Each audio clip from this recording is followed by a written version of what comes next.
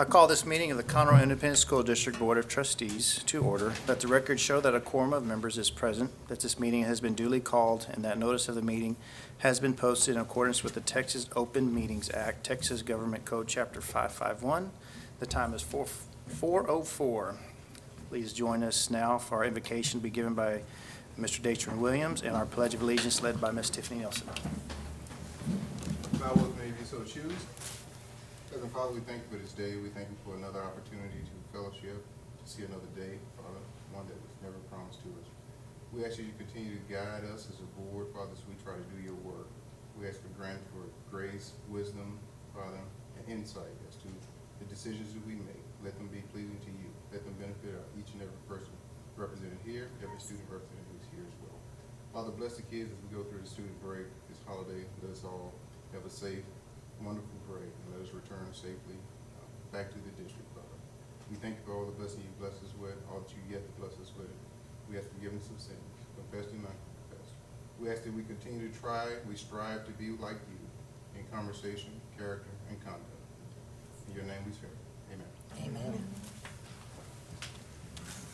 I pledge allegiance to the flag of the United States of America and to the republic for which it stands, one nation, under God, indivisible, with liberty and justice for all.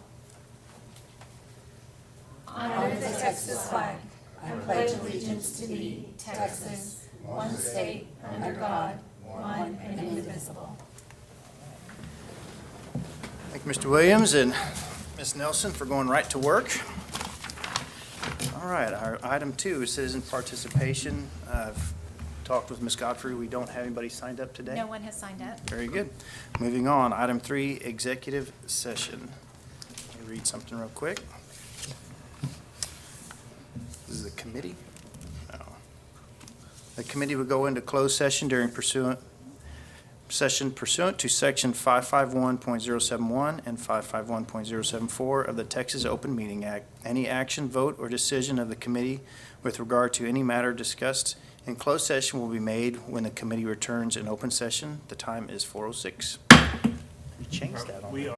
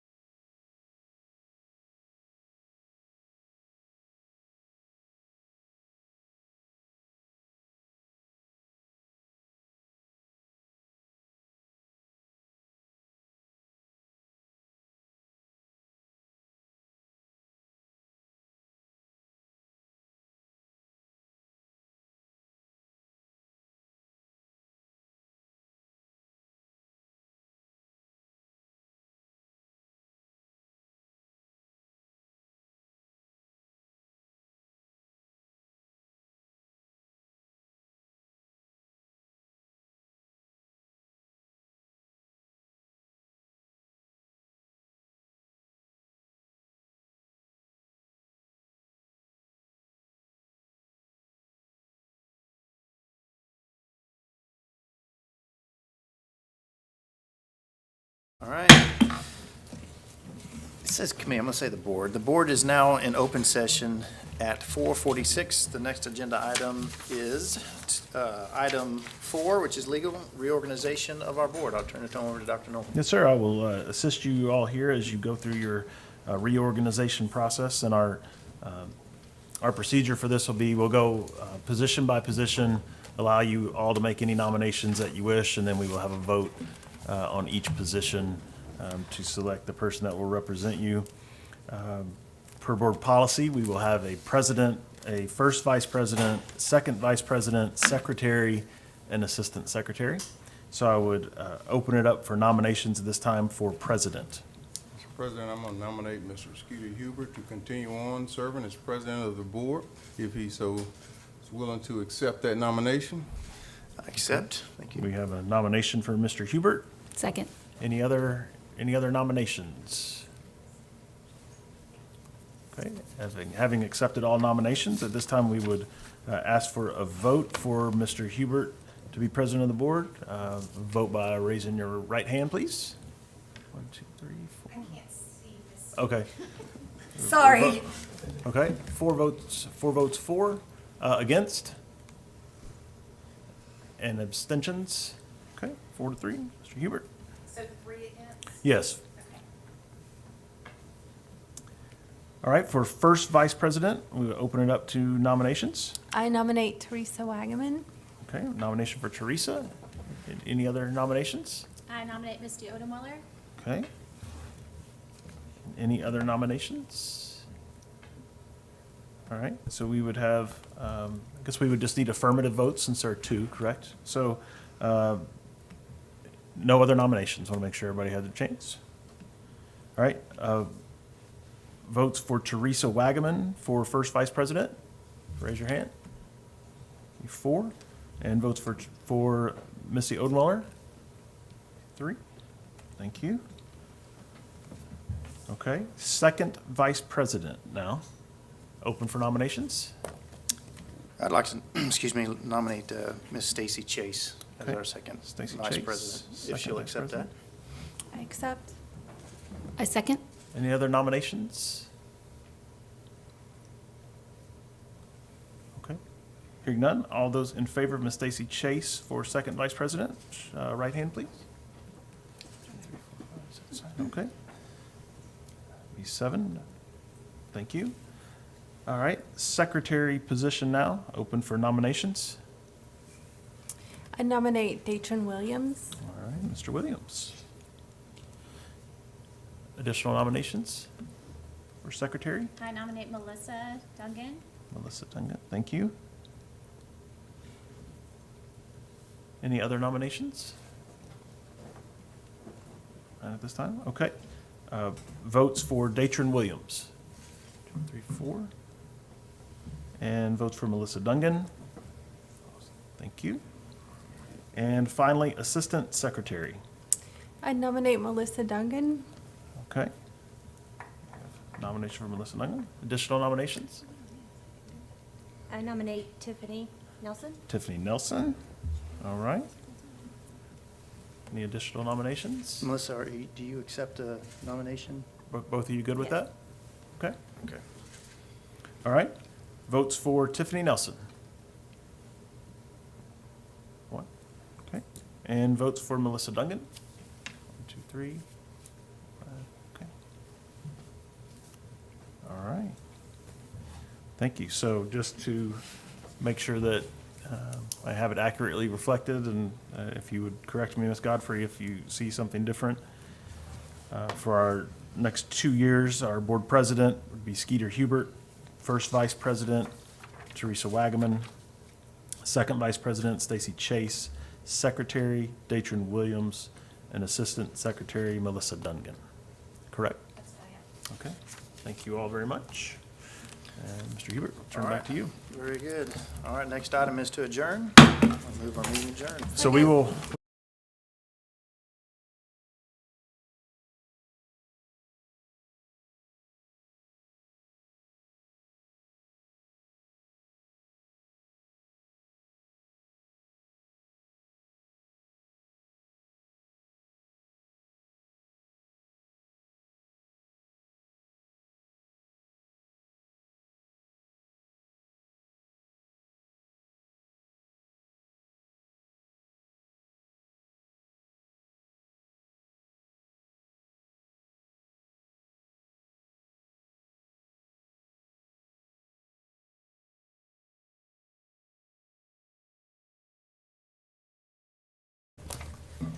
All right, good evening, everyone. Welcome to our board workshop. This is Tuesday, December 5th. The time is 5:36, and we will begin.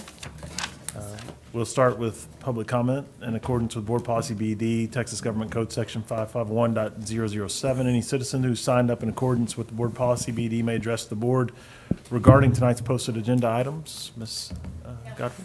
No one? Thank you. So we will continue with our workshop here this evening. We have 3 items on our agenda. And we will receive our PASA demographic study overview, receive TA facility standards and educational specs review, and then have a preliminary conversation and just a sharing of information regarding the bond committee process. And so, once again, it's a workshop this evening, and the intention here is for you to be able to receive all the information that you have, be able to ask any questions that you have. We have wonderful experts that are going to be presenting in each of these areas, so it's the perfect night if you have questions to ask these folks those questions. But we will start with Mr. McCord. You're going to make some introductions here as our friends from College Station get situated.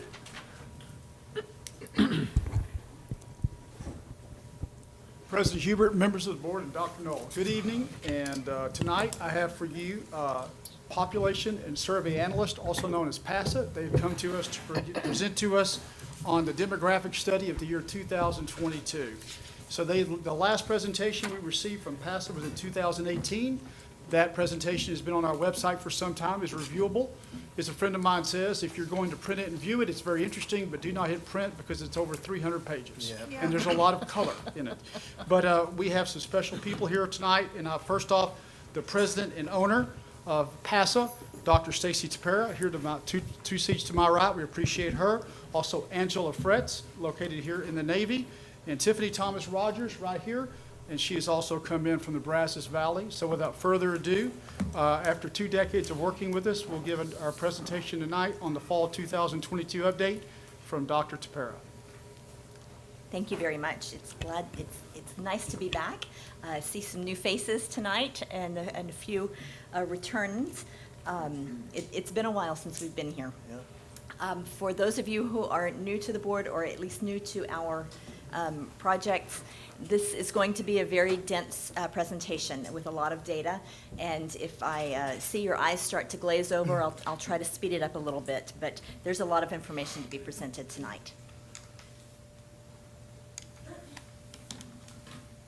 Can somebody help me with the... Oh, there we go.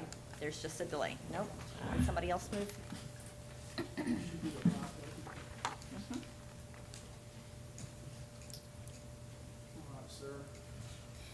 Technical difficulties. Always something. Battery check. Well, maybe just while we're doing that, could you just tell us a little bit about your company, Certainly. other districts that you've worked with, kind of your history of doing these studies for? Absolutely. So we have been in existence since 1980. We have worked with Conroe ISD for over 20 years, doing studies about once every 4 or 5 years, whenever it's necessary, whenever it's needed. And we work with the majority of high-growth school districts across the state, largely in the Houston, Dallas, Austin, and San Antonio regions. And our approach is very, as you will see, it's very in-depth. The key word tonight, the buzzword, seems to be boots on the ground. So we do have boots on the ground, and we do a lot of in-depth research that you will be seeing the very top level of that research. So let's jump into it now. This first slide shows you the Houston Metroplex area and all of the school districts in it with their enrollments. Now, keep in mind that this enrollment is from last fall because we don't yet have the statewide PEIM snapshot enrollment for this year. So as of last fall, Conroe was the 5th largest school district in the Houston area with 67,700 students, and now you're over 70,000 this year. Over the 5 years prior to last year, so the 5-year growth, Conroe added 8,000 students up to last fall. But importantly, of that 8,000 students, 3,200 of those students were added in that last year of the 5-year period. And as you'll see, that was the beginning of a growth boom here in this district.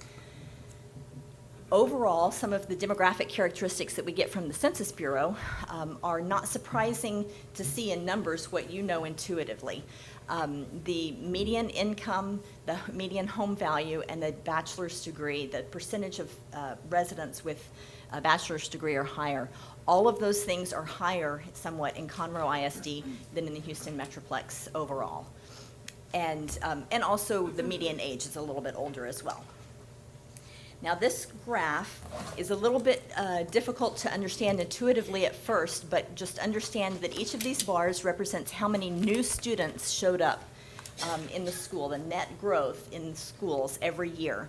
So if all of those bars were about the same height, that means you gained the same number of students every year. So in 2020, of course, the COVID year, there was a drop. And so you would expect the 21 bar, the second from the right, to be twice as high as all of the others. There was consistent growth at adding about 1,500 or 2,000 students every year up until COVID. And so you would expect that the COVID recovery year of fall of 21 would be about twice that, which it is. There are about 3,000 students gained last year. However, that last bar is the real kicker. That was this year, and you've gained another 3,000 students this year. That's not the COVID recovery. It's just new growth. It's new students. So that's what I was referring to and foreshadowing a minute ago. These lines run parallel to each other largely because the blue line represents your past kindergarten enrollment over the past decades, several decades. And the maroon line represents how many babies were born to mothers who live within Conroe ISD 5 years prior. So they're shifted so that they line up with the kindergarten enrollment year. And so those lines are pretty much parallel. The kindergarten line is higher because there are a lot of families that move in with 2-year-olds or 3-year-olds or 4-year-olds whose children were born somewhere else, but then they enter kindergarten here in Conroe. And the important part is to look at the future, so that on the right of the gray bar, to the right of the gray bar, represents the babies that have been born within Conroe ISD in the past 4 years. So if nobody else moves in, nobody moves in or out, the kindergarten class will still grow in the next 4 years based on just how many babies have been born here. So for those of you who haven't heard our studies and aren't familiar with our studies, I'm going to give a little bit of background about our methodology. And the first step is that we start with where do the students live right now? And where have they moved in and out over the past few years? So our first step is to geocode the students. That means to place them on the map, every student based on his or her address, residence.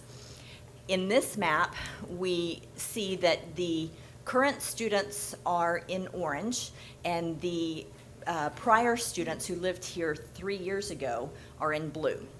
So but the blue is on top of the orange. So anywhere you can see orange is where no one lived here 3 years ago. Okay? So of course, everywhere in blue has someone lived here 3 years ago and probably still does and has orange underneath. But importantly, the orange represents where no one lived 3 years ago. And those give you an idea of some of the hot spots of the neighborhoods that you'll recognize, like Foster's Ridge and Harper's Preserve, of course, and Granger Pines is just getting underway. So once we place all of those students on the map, all of those dots, then we aggregate those into what we call planning units and look at where the growth has happened over the past several years. In this case, this shows this year. So these names of subdivisions you will recognize. These are the areas that are building new homes under construction. The last gasp of new construction down in Harmony and Harper's Preserve also, and Stillwater is nearing build out. Foster's Ridge and Crockett Trace Estates is a manufactured home community up in the east part of the district. All of those have been the hot spots of adding new growth and new resident students over the past year. Now, a really important part of our work is to understand which neighborhoods are densely populated with students versus other neighborhoods that are less dense. So we look at a ratio of students per household. Overall, district-wide, in single-family homes, the average students per house is 0.56. That's a little bit low for suburban school districts, but it's because it reflects the high retired population that you have living here. This has been very consistent over the past decade or so. Overall, about 0.56 students per home. Conventional wisdom will always tell you that there are going to be 2 students in every house, and that's just not the way it works out. Demographically, there are people living in homes that don't have children yet, and who are empty nesters and their children are already out of the home. And so that averages out to, in this district, about 0.56 students per home. Now, it's important to keep in mind that that is not, we are not projecting 0.56 new students for every home to be built, because in some locations, the students are much more dense than in other locations. For example, Foster's Ridge and Harmony both have over 0.9 students per home. That's extremely high, very, very student dense in those neighborhoods. So when we are making housing projections, which you will hear about in a minute from Angela, we project how many houses, but we also project the ratio of students per home based on a number of factors, price point, and other comparable subdivisions nearby. I skipped over, multifamily is also important. In multifamily units, there's an average of 0.28 students per unit, and that's pretty typical for a suburban school district like this. There will be typically lower ratios of students per unit in new construction apartments, but it's entirely dependent on the proportion of 1-bedroom, 2-bedroom, and 3-bedroom units that get built. Over the past year, not surprisingly, 70% of the growth has happened in actively developing subdivisions. So new homes are being built. That yielded 70% of the growth. But it's also important to remember that 12% of that growth happened in built-out subdivisions. So that means families moved out and families moved in. And the families that moved in, on average, had more students than the families who moved out of existing homes. At this point, I will turn the microphone over to Angela Fritz, who will talk to us about housing projections, and then I'll wrap up at the end, getting back to Can you go back a slide, just if I could just ask Sure. a question? So the built-out going up 12%, is that kind of like the story of the Woodlands? Is that where we see, because there's not a ton of growth, a little bit on the 1480 corridor, but we tend to see those houses turn over, so it never shrinks like your Right. all of your numbers should probably say that it would, but it never does? Right. Okay. So we look at every subdivision for its regeneration potential, and the age of the homes and the trends of how many students and how many young students are living in each neighborhood over time, and when those neighborhoods are beginning to regenerate with young students. Yes. Okay. Okay, and so I'll turn it over to Angela. But all of these data points, they're based on the previous story of 1,500 to 2,000 new students per year. And our story has changed a bit, right? To more like 3,000. But all of these data points reflect the previous story, right? No, Yes, the data that you have seen so far is past student enrollment, yes, Yeah, okay. that is correct. And also, you, in your, in the document, it said that you do this on low, moderate, and high. Yes. What was the confidence rate in the moderate on your projections that we're gonna be seeing? We'll get to all of the Okay, up to three that, because scenarios. you all of did growth. our last one, right? Yes. And have we reviewed that as well? It's a Okay, slide perfect. coming up. Perfect, I'll wait, sorry. Well, good evening. It's a pleasure to be here with you all tonight, and I just want to give a brief overview of the economy, which I'm sure is top on everybody's mind. It's important that we talk about just some very kind of 30,000-foot items, mainly because it informs the context that we utilize as we do the housing projections when we completed these back in September. So 3 main kind of areas that we look at: employment, the broader economic outlook, and then also the housing market. The employment for the greater Houston MSA has more than fully recovered from its pre-pandemic size of February 2020. You guys, you all here in Conroe ISD also enjoy a prime location in terms of being central to a lot of regional employment centers.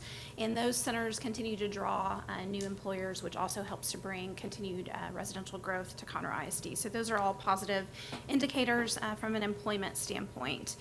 From an economy standpoint, we know the themes of the last 6 months to a year: inflation, consumer confidence, fears of a looming recession. Are we in a recession? Are we headed towards a recession? What's going to happen? That's all shaped the last certainly 9 months at least. The Federal Reserve has actually now raised the interest rate 6 times. The slide says 5, but it is 6 since March. And they, of course, are expected to continue raising those base rates, although there are some indicators that that may begin to decrease in terms of the increments of each subsequent increase. So the national average for 30-year fixed rate is nearly 7%. I looked, and as of earlier this week, it was at 6.5% for a 30-year fixed rate, and that's more than double what it was a year ago, making homeownership unattainable for some who were at kind of that entry level as first-time home buyers. And we'll look at some really basic data here on the next slide that'll help illustrate what that impact might be for those looking to purchase a home in Conroe ISD. The housing market, as we know, was robust in 2020, 2021. The discourse from the economists at the state level and certainly the national level, but definitely for Texas, has changed from one of talking about kind of moderation or stabilization to actual cooling. We see continued trends over the last few months of slowed sales, decreased permitting, price depreciation, and then rising inventories. So signs that the market is cooling. A couple kind of important facts. So in the Houston metro area, as of September, the median close price for a single-family home was at $340,000.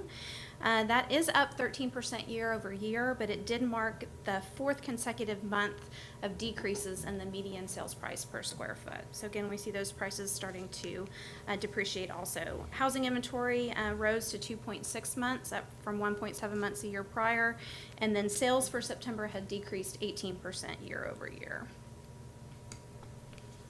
So looking at just basic mortgage rates and affordability, this is just a very basic chart. It's looking at principal and interest only and the difference between these different mortgage rates at a 30-year fixed rate mortgage, assuming an 80% loan to value ratio.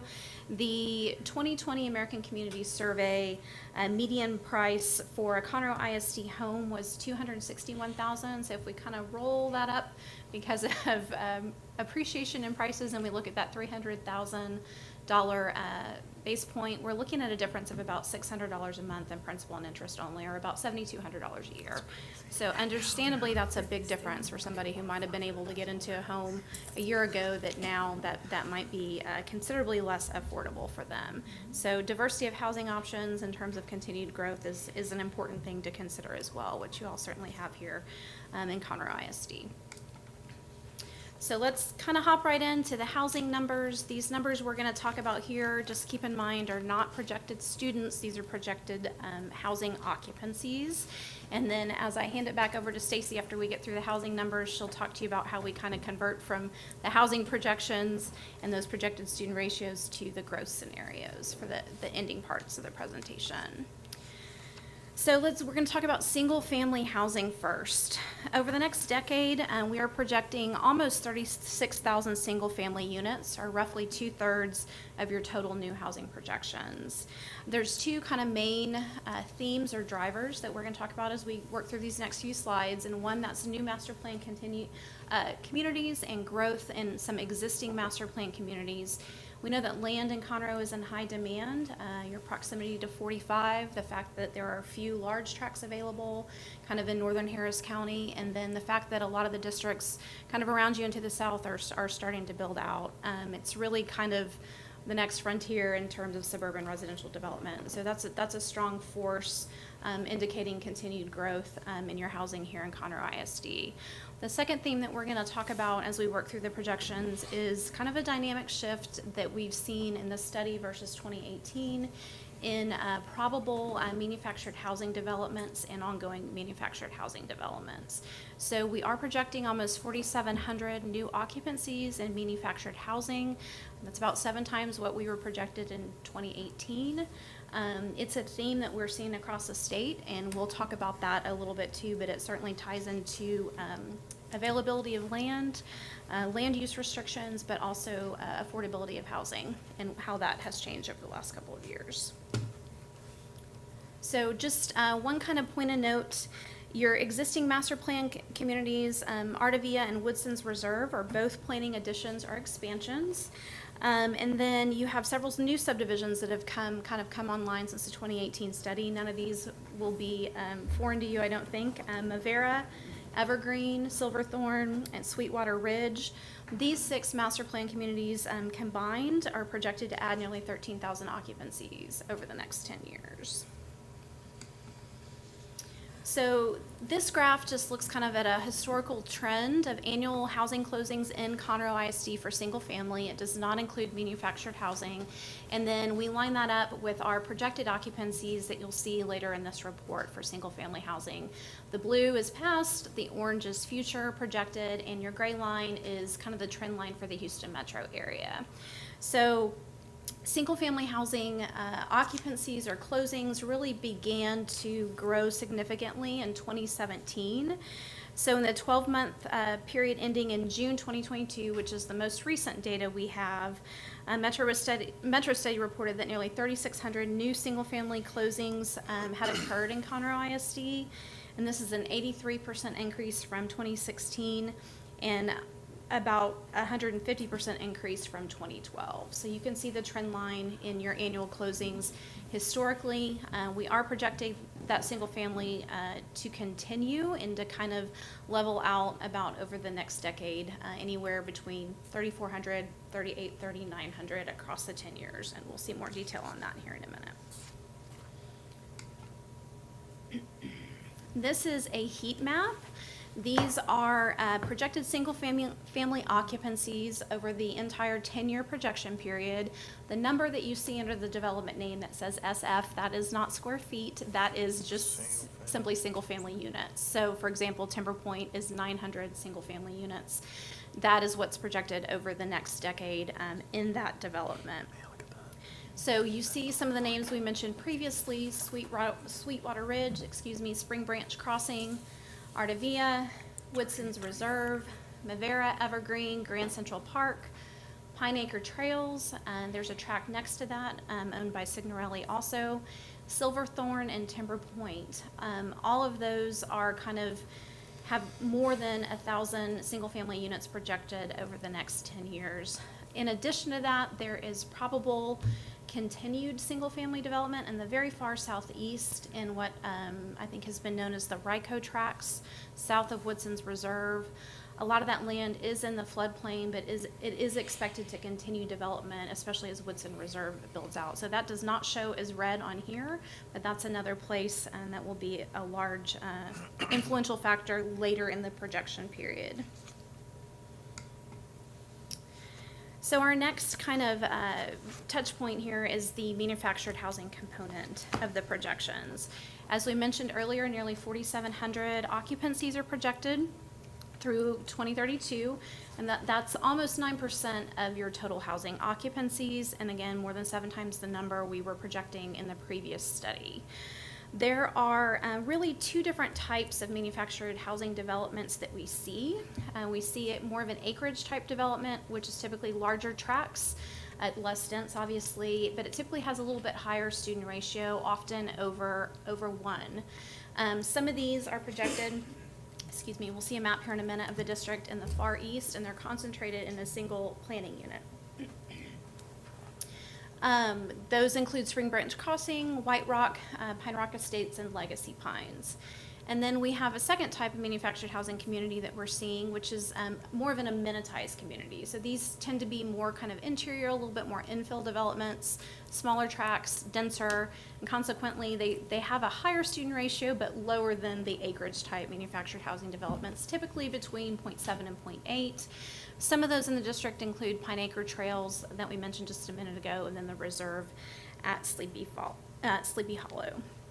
So the important thing about the manufactured housing, which I'm sure you all are aware, is simply that both types of development, both the acreage developments and the amenitized developments, can build out rather quickly, consequently having a relatively fast impact on your student enrollment, especially if they're concentrated in particular areas. What are tax base effects of manufacturing housing? Finance person. We're not finance people. We count kids. Okay. So this next map is just intended to show you by development versus by planning unit. The first heat map we looked at was by planning unit. This includes in yellow your largest subdivisions that we're projecting growth in over the next 10 years. And then in pink are some of the manufactured home communities that we just highlighted as well and that we're projecting in. So you can see the concentration of those different developments in the particular areas of the district. So multifamily housing, about 11% of your current students live in multifamily housing units right now. About 23.5% of all of our future housing units that are projected are multifamily, and we're projecting just a little over 12,500 multifamily units to come online in the next decade. Could you go back and talk about the multifamily? What was that ratio that you were using for students in those homes? Was About it an average over of 9.9? 0.28. No. For single family, No, for multifamily. Per From- multifamily unit. per unit. Too big. That's what I was getting 0.28. at. And do you see a difference based on the, more expensive apartments tend to have fewer kids, the more affordable apartments tend to have more kids, or is it pretty universal across? typically the biggest indicator is the new construction that has a lot of one-bedroom or studio apartments have very few students. And if they have more 2- and 3-bedroom, particularly units, then they will have more students. But still, a really highly dense student ratio is maybe 0.5 or 0.6 at the very highest. Okay. And that's that's rare. So what did you see in the manufactured homes? In general, they're along the lines of the single-family homes. Okay. In the communities with amenities, our ratios are about 0.7 to 0.8, so somewhat higher than the district average for single-family, but similar to some of the new construction, some of the new single-family construction. Okay. Okay, so our projected multifamily housing occupancies, this is the same heat map we looked at earlier by planning unit. This is over the 10-year projection period. Not surprisingly, our multifamily housing you see is projected in a lot of the corridors where it already exists. So I-45, 242, and 1314 around some of the newer developments of Madera and Evergreen, and then up along 336 as well as you get to the northern urban area of the district.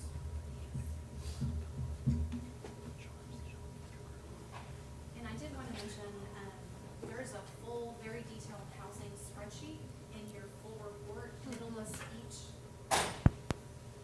apologies. There's a full housing report in your full report. It lists each development and each planning unit, lets you see how we've split that out over the 10-year projection period, but it also gives you an idea of the ratios that we projected each development at, since they vary greatly. So overall, your housing projections by year of occupancy for Conroe ISD, we're looking at 53,305 total.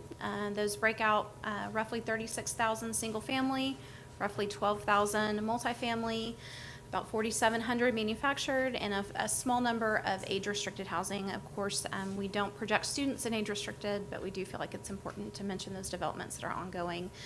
Your housing remains fairly steady across the 10 years. You have a little bit of a peak in 23, 24, and that's mainly due to the kind of completion and leasing up of some of the multifamily units that are currently under development in the district. That being said, I'll hand it back to Stacey.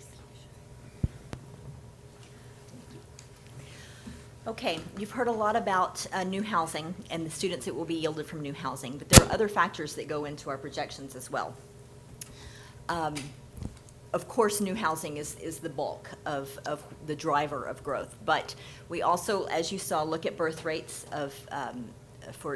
to inform the incoming kindergarten class 5 years later, as well as the in-migration of young families and that ratio. The incoming kindergarten class size is a big wild card. How many 4-year-olds are out there is always a big question. Historically, you've had about 3 to 5% growth in your kindergarten class size prior to COVID, and so we are projecting that to continue in general under the moderate growth scenario. The existing student population is important to consider because there are bulges, natural bulges in the population. You might have a really big third grade class that bulges through, and so in 2 more years it will look like growth at the middle school level simply because there are more kids in third grade right now that are aging through. So we take that into consideration. When you Yes? say kindergarten, you also talking about pre-K as well, or just kindergarten? Sure, we project the pre-K as well, but kindergarten is the biggest driver because there's such a jump between pre-K and kindergarten in numbers. Yeah, I understand. It's just we had to start opening up pre-K classes Right. 2 years ago, so I would assume that would have to have an effect as well. on this. Absolutely, absolutely. And it's another indicator suggesting that there are that many 4-year-olds, but there are other 4-year-olds out there who are not Sure. in the public school system as well. Understood. So we talked a little bit about regeneration in existing neighborhoods, and so that is carefully studied on the micro level as well as the macro level. Where are younger families moving in to replace empty nesters? And where are they not? That's also important. And charter schools are not a real big issue for Conroe ISD right now. You don't lose a lot of students to charters currently, but it is an important theme throughout Texas, and the charter systems are expanding. And so we have to keep an eye on that for sure to understand the plans for the big charter systems expansions and if and when that might impact Conroe ISD. So under our moderate growth scenario, so that's what we consider the most likely scenario of growth, given everything that we know right now at this snapshot in time, we are estimating about 73,200 students to be enrolled next year and almost 100,000 students at the end of the 10-year projection period. Now, you'll notice that the numbers in green are the number of students we project to be added each year. So next year, we're projecting growth of 2,600 students. We just told you, and Ms. Chase asked about it earlier, or Ms. Odenweiler, I don't remember, one of you asked, about the last year's growth was about 3,000 students. We are projecting a slightly fewer than that this year, largely because of the sort of cooling of the housing market compared to a year ago. Everything was so on fire a year ago with the very, very low mortgage rates that we've projected a cooling off period, and you can see that through 23, 24, and 25. But then the demand is always going to be there. The location of growth is not going to change. It's just the timing of when it might happen sooner or later. And this is a theme that we say in every district, in every metroplex, that the demand for residential housing is based on location and other factors, infrastructure and so forth, and that is not going to go away. It will, that land will develop eventually. It's just a matter of understanding and making a projection about when that might happen. So overall, about 3.5 to tapering down to about 2.5% growth annually over the next 10 years, up to 98,000 students in 10 years. Again, this is our moderate growth scenario. We develop a low growth and a high growth that is an effort to bracket in the reasonable assumptions that could be reality in 10 years. Now, as I said, the moderate growth scenario is what we consider the most likely based on everything that we understand at the moment. But things can change. If a charter school or 3 opens within the district boundaries, that could significantly affect enrollment, and that could cause you to trend towards a low growth scenario. Or if interest rates continue to climb, or the kindergarten growth levels off as maybe housing becomes less affordable for younger families, all of these variables could contribute to a low growth scenario as a reality. But likewise, a high growth scenario is also a possibility if interest rates continue to stabilize or decline even. Or if the housing market begins to look like it did last year for any period of time, then you could be looking at a high growth scenario. Now you'll notice that the dotted line, the moderate growth scenario, is closer to the low growth than it is to the high growth, right? That tells you that we are conservative in our moderate growth projections. It is very important to us that we don't make big promises or big projections that would cause you to overbuild or to ask your voters for funds for schools that may not be necessary for another year or two down the road. So we always try to be conservative with our projections. And to further this point, I'm going to illustrate our last study and how our projections compared to enrollment. So the green bars that you see are our 3 projections, low, moderate, and high growth scenarios. And the maroon bars are the actual enrollment. So every year, with the exception of the COVID year, your enrollment exceeded our projections. And this just further illustrates our conservative nature in making these projections. So if those numbers look scary to you at 100,000 students in 10 years, just know that we don't approach this lightly, that we do consider those conservative numbers. Yes. If I could just, this gave me heartburn when I saw this, because going back, not only in the last 4 years have we exceeded your high projection, but if you go back to previous studies you have done for us prior to bonds, we've always used your moderate number as our guide, and yet in the last 2 bond cycles, we've exceeded your high number, right? Right. So can you go back a slide for me? So in the last 2 bonds, we've exceeded your high number, and we talk about the conservative nature, and that's important because we don't want to overbuild, but at the same time, like, we find ourselves today at 102% of our capacity district-wide because we didn't hit the number. And so that's just a concern. You don't want to overbuild, but at the same time, we don't want to underbuild. And where we really see this as a potential concern is on the individual campus level. Sure.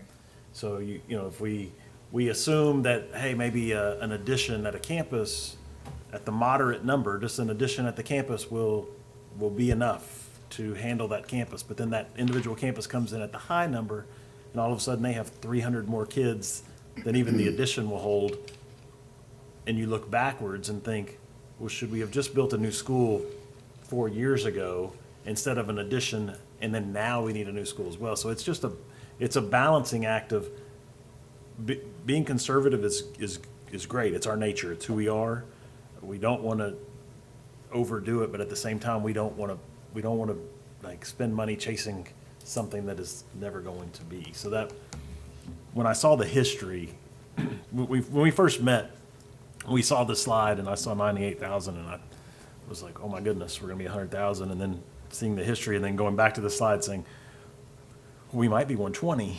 That's very possible. It's just, it was pretty daunting.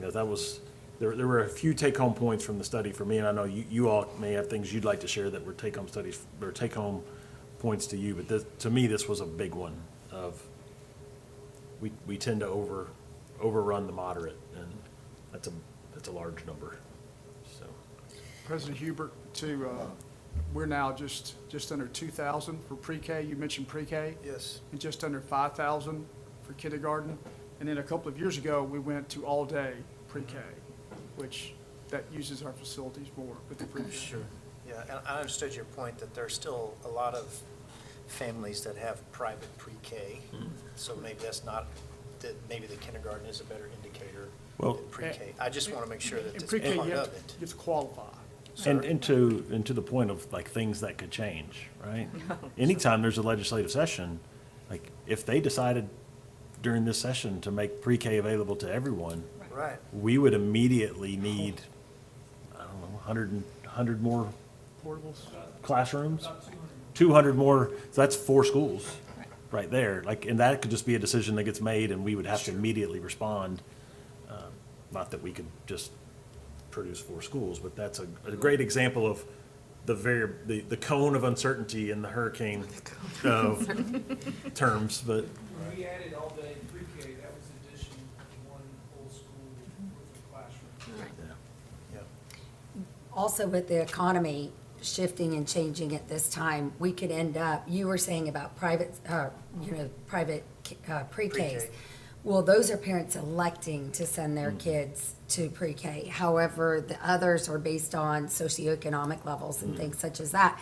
But with the change in the economy, we could end up with less kids going to kindergarten privately. Correct. And coming into our schools as well. So that's something. I think you can project that through 12th grade. So we Yes. often see when the economy slows down, you'll see not just kinder, but throughout the grade where families make the decision to bring their kids back to public school because of finances. So they show up all the way through the But system. if you look at the study where it was pointing out where we have the greatest number of kids, it's in that Yes, kindergarten absolutely. grade that are in private kindergarten in the Yes. Woodlands area, et cetera. And when I was going through that, I was thinking economy-wise, we could end up with that influx of those kindergartners into our parents just choosing not to spend the money there. Indeed, absolutely. And to put it in perspective, among students that qualify for pre-K, when we went all day pre-K, just that small subgroup required an additional 55 classrooms. Right. So about a little, it's a lot, so. Thank you. I'm sorry. I didn't mean to derail you. It's just that was one of my big ahas I just had to point out. Okay, so let's get on to how do these numbers, when we talk about district-wide 98,000 or up to 120,000 or more, that's a scary number, and the finance people are looking at district-wide numbers. But as we discussed earlier, what really matters is on each campus and how that population relates to the capacity at each campus, because you can't just bus a kid all the way to the other side of the campus, of the district, just because there's a seat available, right? And so we have to look at where the population is living, is projected to live, and compare that to the capacity of the schools in that particular area. So again, we have another heat map, another hotspot map. In the past, this was showing new housing projections. This is showing where new students are projected to live. Those names of developments are all the same ones that you know that we talked about with new housing. But and so each of these spots, each of these planning units is projected to add over 300 elementary students in the next 10 years. Each of these red little building blocks. But what does that mean for the schools? Which schools are those in? The winner, so to speak, with the most projected growth from new housing is San Jacinto. So the three of the biggest master plan communities projected that we've talked about, Ardavia, Mavera, and Evergreen, are all located in the San Jacinto attendance zone. In Milam attendance zone, there is a huge 1,700 acre area, that red area that you see in Milam on the east, that is all projected to be a series, or about 4 different manufactured home communities. Also projected to be very dense with students. Austin, Patterson, Anderson also have hot spots of growth, red spots along in the north of the district, as well as Snyder in the south. But what does this look like as far as number of students added? Well, as I mentioned, San Jacinto is the big winner, with 1,700 new students projected to live within the San Jacinto attendance zone in 10 years. So that doesn't count the students that are already there. That's 1,700 additional students in San Jacinto. So if you just ballpark estimate that a new elementary school is about 950 capacity, then 2 more elementary schools could be needed just within the San Jacinto attendance zone in 10 years. Similarly, Milam, as I just mentioned with the manufactured housing developments, almost 1,000 students added to Milam, almost 1,000 students added to Austin, almost 1,000 students added to Patterson, and it just goes on and on. So the point here is that the growth is projected to be scattered through the north and the south, but particularly the northeast of the district. Sure. And That's really, And San Jacinto is actually a small campus. It can't even take 900 students, I don't think. Barely handle what it, no. It's like Barely a handle what it 500 has. student campus, so that is amazing to see that, because when you project 2 schools, it's really, unless we add a lot of portables to San Jacinto, it's not the equivalent of 900 students. San Jacinto today has 542 students. It has a capacity of 725 with a limited amount of ability to add portables. And they're at what right now? They're at 542. I thought that's what it was, so. do Now- you, I forget if this is in here, so you can remind me if it is, but do you have this also projected year over year, or just, I mean, this is, what, 10 years, you bet. so, yeah, We'll get there. thank you. Actually, the next Boom. slide. There you go. All right, tell in the future. So, yes, okay, this is a lot of numbers. Yes. The reason that this is in here is simply for you to refer back to if you need it, but mostly for you to understand the timing for each of these schools based on the colors. So the number in each, for each school, in gray is the capacity, and then beyond that to the right, each number is the projected number of resident students. Now, there are some transfers that happen among campuses, but for these purposes, we're just looking at resident students. That's why these numbers will not match what you know to be the enrollment because of transfers, but we're looking at just residents. For every campus where the number of projected resident students exceeds 100% of the capacity, that's colored yellow. When it exceeds 110% capacity, that's colored orange, and when it exceeds 120% capacity, that's colored red. So this gives you an indication of, yes, we have a lot of overcrowded campuses in 10 years that you saw in the slide before, but this shows you the progression of that overcrowding and which campuses are affected soonest. So for example, Broadway and Snyder are both red next year, but it's a really great thing that Hines Elementary will be opening up to relieve those, right? So that's the first step taken care of. But there are other red areas like Suchma's a great one. Thank you, Suchma, that's what I was looking for.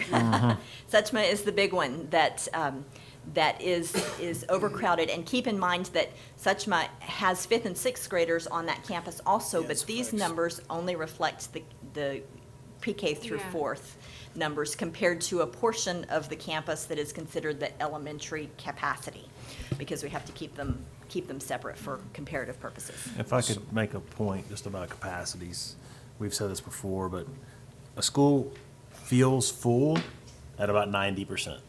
So once they hit about 90%, that's when they're gonna tell you they feel full. Every classroom is probably being utilized, the car rider traffic is heavy, it feels full. When you get to 100% on these numbers, we already have portables there, almost guaranteed. Because of special programs and different situations, the utilization of the classroom. So once you get to 100, you already have portables. When you get to, like Broadway and Snyder, you have portable villages at that point. One of the things that we've heard, I think with the safety, portables are viewed differently today than they were 15 years ago. Historically, we would say, oh, we'll wait to get to 120% before we look for a solution. Today, that's not the ideal as much anymore because of the number of portables, and families don't really love their children being in portables as much, although we've fenced them in and done the things that we could to help them. But to your point, like looking at this chart, when we look at this internally, we see Broadway, we see Snyder, and we say, okay, we have a solution. But the reason I said Suchma is because Suchma is the one that we look at and we have no solution. There is not a solution presently for Suchma, and those are the ones that we, initially trigger us to say, okay, that's, one that we would need to address sooner rather than later.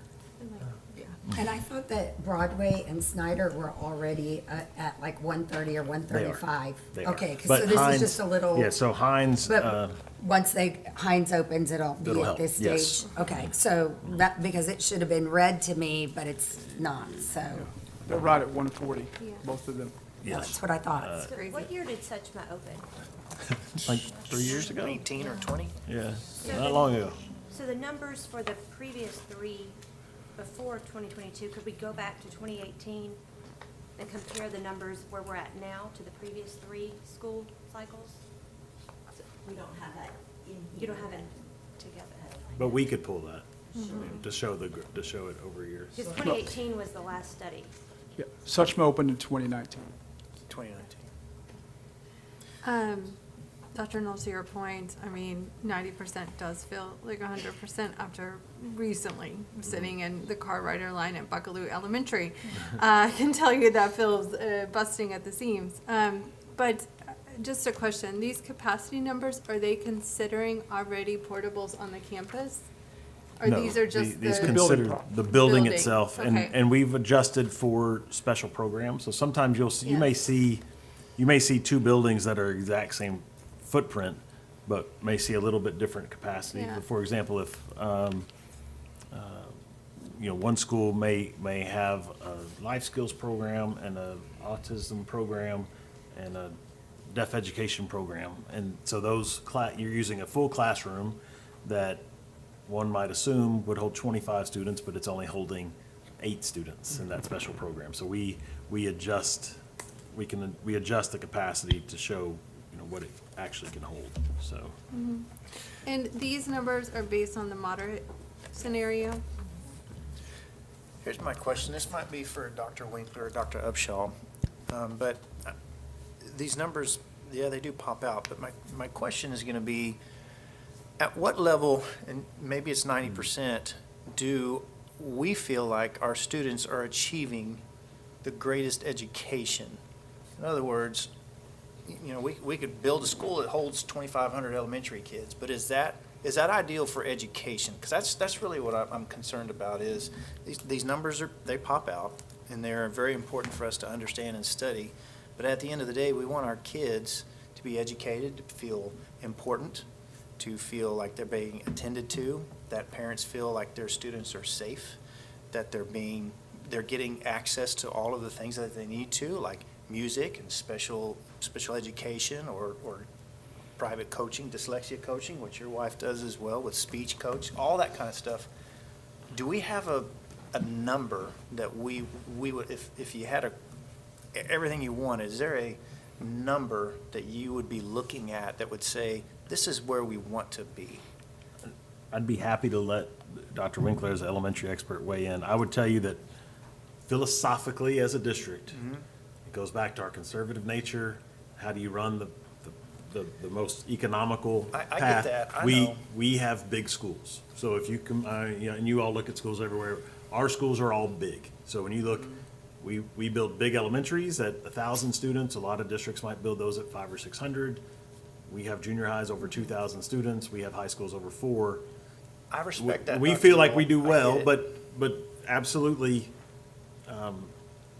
I think the argument, what I would say is if you're gonna build them big, you certainly can't overfill them, or you begin to see diminishing returns, to answer your question. I think if we built them at a capacity of 600 and we went to 120% there, so you're up, at 720 in a capacity of 600, that'd be one thing, but when you're building it at 1,000 and you're putting 1,200 in there, I think you've reached diminishing returns. And then you have, some of it would be specialty spaces too.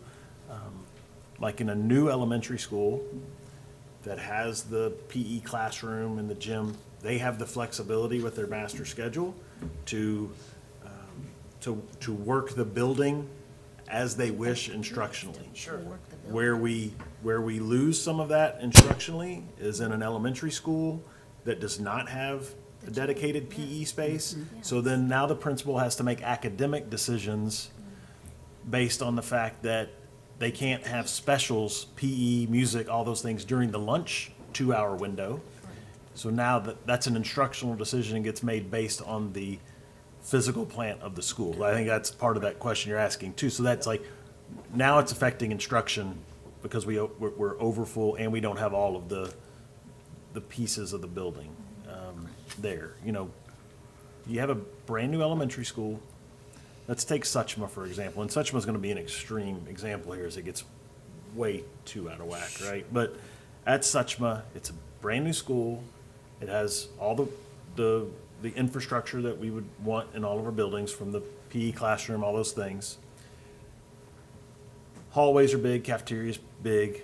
To add 3 or 4 more classrooms via portables does not tax the infrastructure of the building.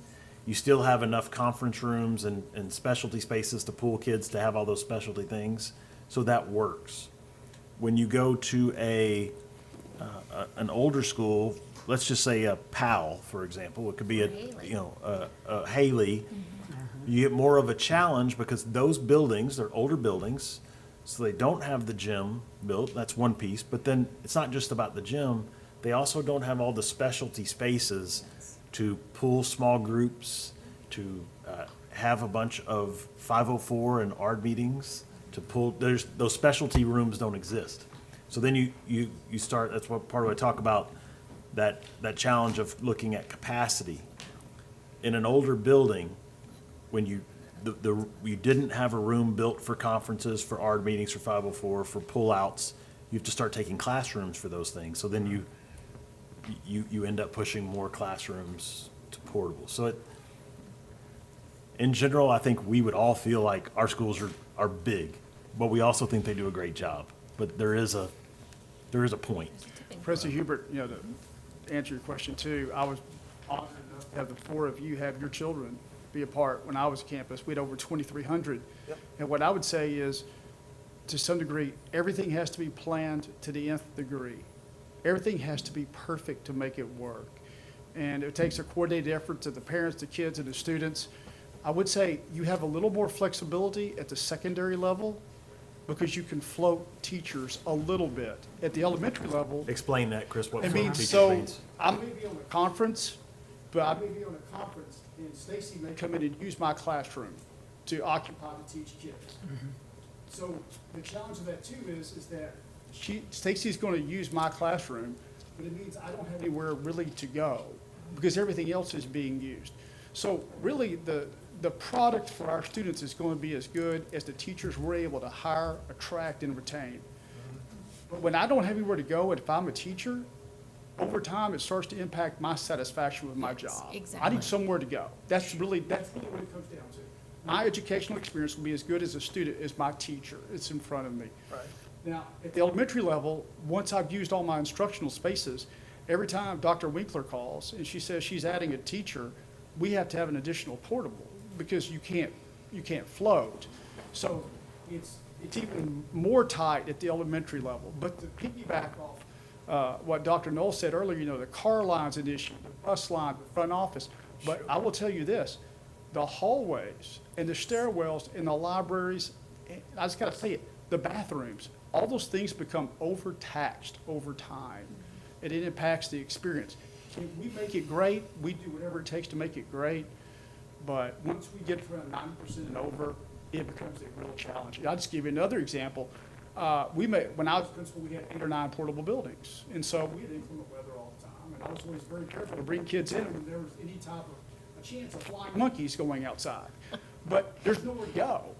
So you have to really get creative on where you found kids to go, because we can't have an accident outside with a high wind and a portable. So it's a challenge, but we make it work, but it's a real challenge. Dr. Hines, you got thoughts on that?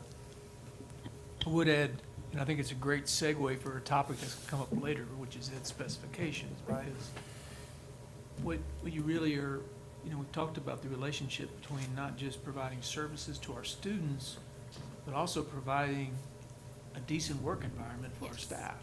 And so you get into, we are masters, and that's something that our team does a wonderful job at. We are masters at making it work. Most of the things that we do, we would not have designed it that way.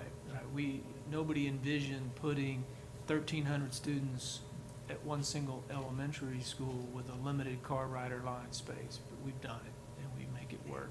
And we have 20 portables there, and we have traffic jams, and we have lots of things, but we make it work. Is it ideal? Absolutely not. And I think over time, we've seen, with the implementation of more technology, with more special programs, with more services, with a variety of things, that's even taxed our spaces more because it requires specialized space. And that is something that you'll hear more about in our future ed specs and the discussions that have been going on. So I just wanted to at least give you a plug, because I think this does piggyback into absolutely. that topic later. And it's something for us to think about. And it's not just, it is about all those things. To answer your questions about what do we want for our kids first and foremost in terms of programs and offerings and safety and spaces. And I think, but it leads to that next question of how do we make it work? And what would it look like in a perfect world? Because right now what we do is we make it work. We have some schools that have no gyms. We make it work. We have schools that have very limited car rider lines. We make it work. That's what we do, but it doesn't mean that it's where we want to be.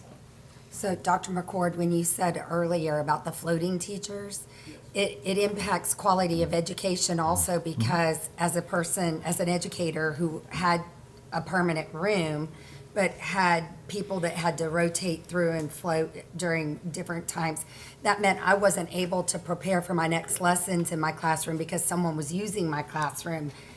In other words, set up for whatever I needed in the next session. It also means that you can't take care of a parent-teacher conference call if you need to, unless you can find somewhere else to hold that call. It means you can't sit there and do recordings for your students that you might need. So it begins to impact quality of education, as you were saying, because the teacher can't prepare unless they do it. There is some place for them to go and do it.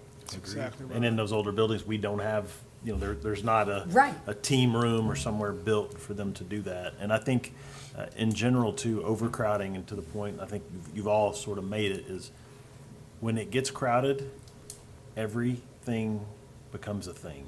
Like, everyone is on edge about everything, right? The parent that sat in the car rider line for 30 minutes longer than they should have is going to be more agitated when they have a concern and they talk to the principal or they talk to a teacher, and then that creates a more contentious conversation, right? When teachers are stressed because the building is full, they're on edge. And it does agree 1,000% with Mr. McCord, is everything that we do, every success that we've ever had as a district comes from the fact that we have great teachers in classrooms. And when you see those buildings that get overcrowded and everything gets stressed, you do see teachers begin to say, you know what, this is more than I can do, because I don't want somebody floating, I don't want to float. Or if I'm in an elementary school, we're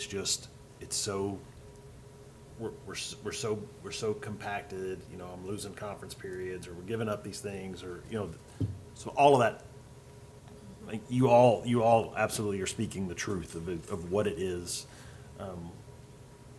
to have that. Now, I don't think that we're going to get to a point where we can change our philosophy on big schools. I think we are a big school place. We have, I think, 2 of the 4 largest junior highs in the state. We have 2 of the probably 8 largest high schools in the state. We are a big school district, and it has served us well. I mean, we are successful with that model because it gives our kids a lot of opportunity. We just have to be aware, as this growth speeds up on us, or hits at a level, that we've got to run at a speed with the growth and not allow it to outpace us. Knowing that today we're at 102% capacity, you're projecting 2,600 more students next year. We're going to open 1,600 new seats. So we're gonna go 1,000 in the hole next year. the following year, we're gonna open 1,000 new seats, and we're gonna add another 3,000, so we're gonna add another 2,000 deficit the following year. So that's our next 2 years. We know we're gonna continue with the deficit piece. We just have to, What's the through that. capacity of Heinz? 950, 950 and the price tag? 30, 5 million? 35 million. Thank you. That's crazy. It'll be almost full. Right. yes. Okay, shall we Thank you. move Good on discussion. to? Sorry. Don't be sorry. This No, is why that's- we do this, y'all. Like, It's this a is workshop. the point of doing this in workshop format versus presenting at a board meeting. So we all learn when you all share your opinions and ask your questions, because it helps us to know what your concerns are. So please Well, it is encourage important, it. and I accept the fact that we are a big school. We are business, we do have big schools. But I also think it's important that we consider not being as big, Fair, yes, sir. because we all remember May, when we had a mother who came 3 weeks after she put her child in the ground, saying, my child was lost. And that, I felt it. I felt it. And so I do understand we have a lot of students. I do understand we have to be fiscally responsible. I just want to make sure that those details are considered as well when we go about finding how do we finance this. It's not just how many can we cram in, and I don't mean to suggest that that's what we're doing. I don't, because I know that's not what we're doing. But also the fact that, times are different, and students, we want to do what we can to make sure our students are not getting lost in the shuffle. Because, hey, it was fiscally responsible to put 1,200 kids in here versus 800. You know what I mean? Yes, sir. I think part of that, to sort of address, we can't necessarily address the size of the school issues, as we just mentioned, for those reasons, but we can address teacher ratios. If you pull your mic, Pull your Mr. mic Williams, up. just so that people can hear you. We can't necessarily address the size of the schools issues for the reason we just outlined, but we can address more so as we move forward, staffing issues and making sure we have the support staff to, though we're big, it feels a little bit more personable. Yeah. I think that would be a good happy medium, if you will. I don't know if we ever get there, because we don't want kids to feel, like you mentioned, lost in the shuffle or not getting appropriate services as need be. So understanding the schools are going to be large, we just need to make sure we staff them accordingly. So we don't lose sight of the holistic approach, the holistic experience, if you will, for the kids. And I believe that our team and committee that worked so hard to spend the ESSER money did a very nice job of exactly what you're talking about. Yeah. Of bringing in, because if you look at those positions that are on ESSER, there's a variety, right? There's some that are dedicated directly to serving students. So they're interventionists, they're,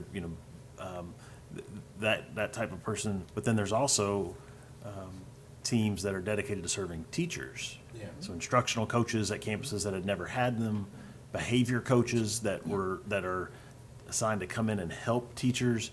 So, back to that, how do we keep good teachers? Those are ways that we do that as well, by serving them. And to your point, part of the struggle is, as Mr. McCord said, if we adjusted too much, just our basic student-teacher ratio, for example, like if we were to go in and say, well, we want to adjust, have one less student for every intermediate class, that might generate 60 teachers district-wide. Yep. We don't have any open classrooms in intermediate schools in the district. So we would immediately have 60 teachers without a class. So we would basically need a school. Yeah. Or buy 60 portables at $200,000 a piece or whatever, and we wouldn't get them or have anywhere to put them. But to your point, sometimes it's that the extra support pieces. Yeah, like a support can- staff. Case in point, my wife's speech therapy, and she does the therapy. And so, as you increase the size of these schools, you might need to make sure you give consideration to the additional counselor, additional therapists, or additional, I don't know, whatever the other support services are. that make up all the ancillary services that the kids need, so we wanna make sure we don't lose sight of And that. it's not, and certainly the specialized, therapists like Mrs. Williams, but even what we learned this year, I know Dr. Winkler could speak to it, but, and Dr. Medford, we reach a point, I believe it was at Grangerland, and, they've grown so much, and then we look up, and we don't have a formula built to add another receptionist. Like, they had outgrown our formulas, so no formula triggered to add a second receptionist, but you would go to the front office, and those poor people were doing all they could to keep up, but if you were a parent, you were gonna wait in line, or if you were calling, it was gonna be hard, because we didn't have a formula, so we've had to make some of those adjustments as well, just even on the outside of what's actually serving kids, just what runs the school, we've had to make some And adjustments. these are growth pains, we're Yeah, outside of a knowledge. we're learning. I mean, that's, also. like I said, that's one of those things. We didn't have problem a formula, because when we made formulas, we never imagined that an intermediate school would get that big. We ran into the same thing at McCullough. We don't have a formula for a junior high with 2,300 students. We have to go in and adjust our formulas or Conroe High, we don't have a formula for a 5,000 student high school to trigger when you get the next something. It's, so, yes, sir, we're working on those things as well. So that goes back to my point I asked about the 2018 through 2021 numbers, because we do have those numbers, so now's a good time to look at those, include those in these projections, so that we learn from where we were at in 2018, where we're going for the next 10 years.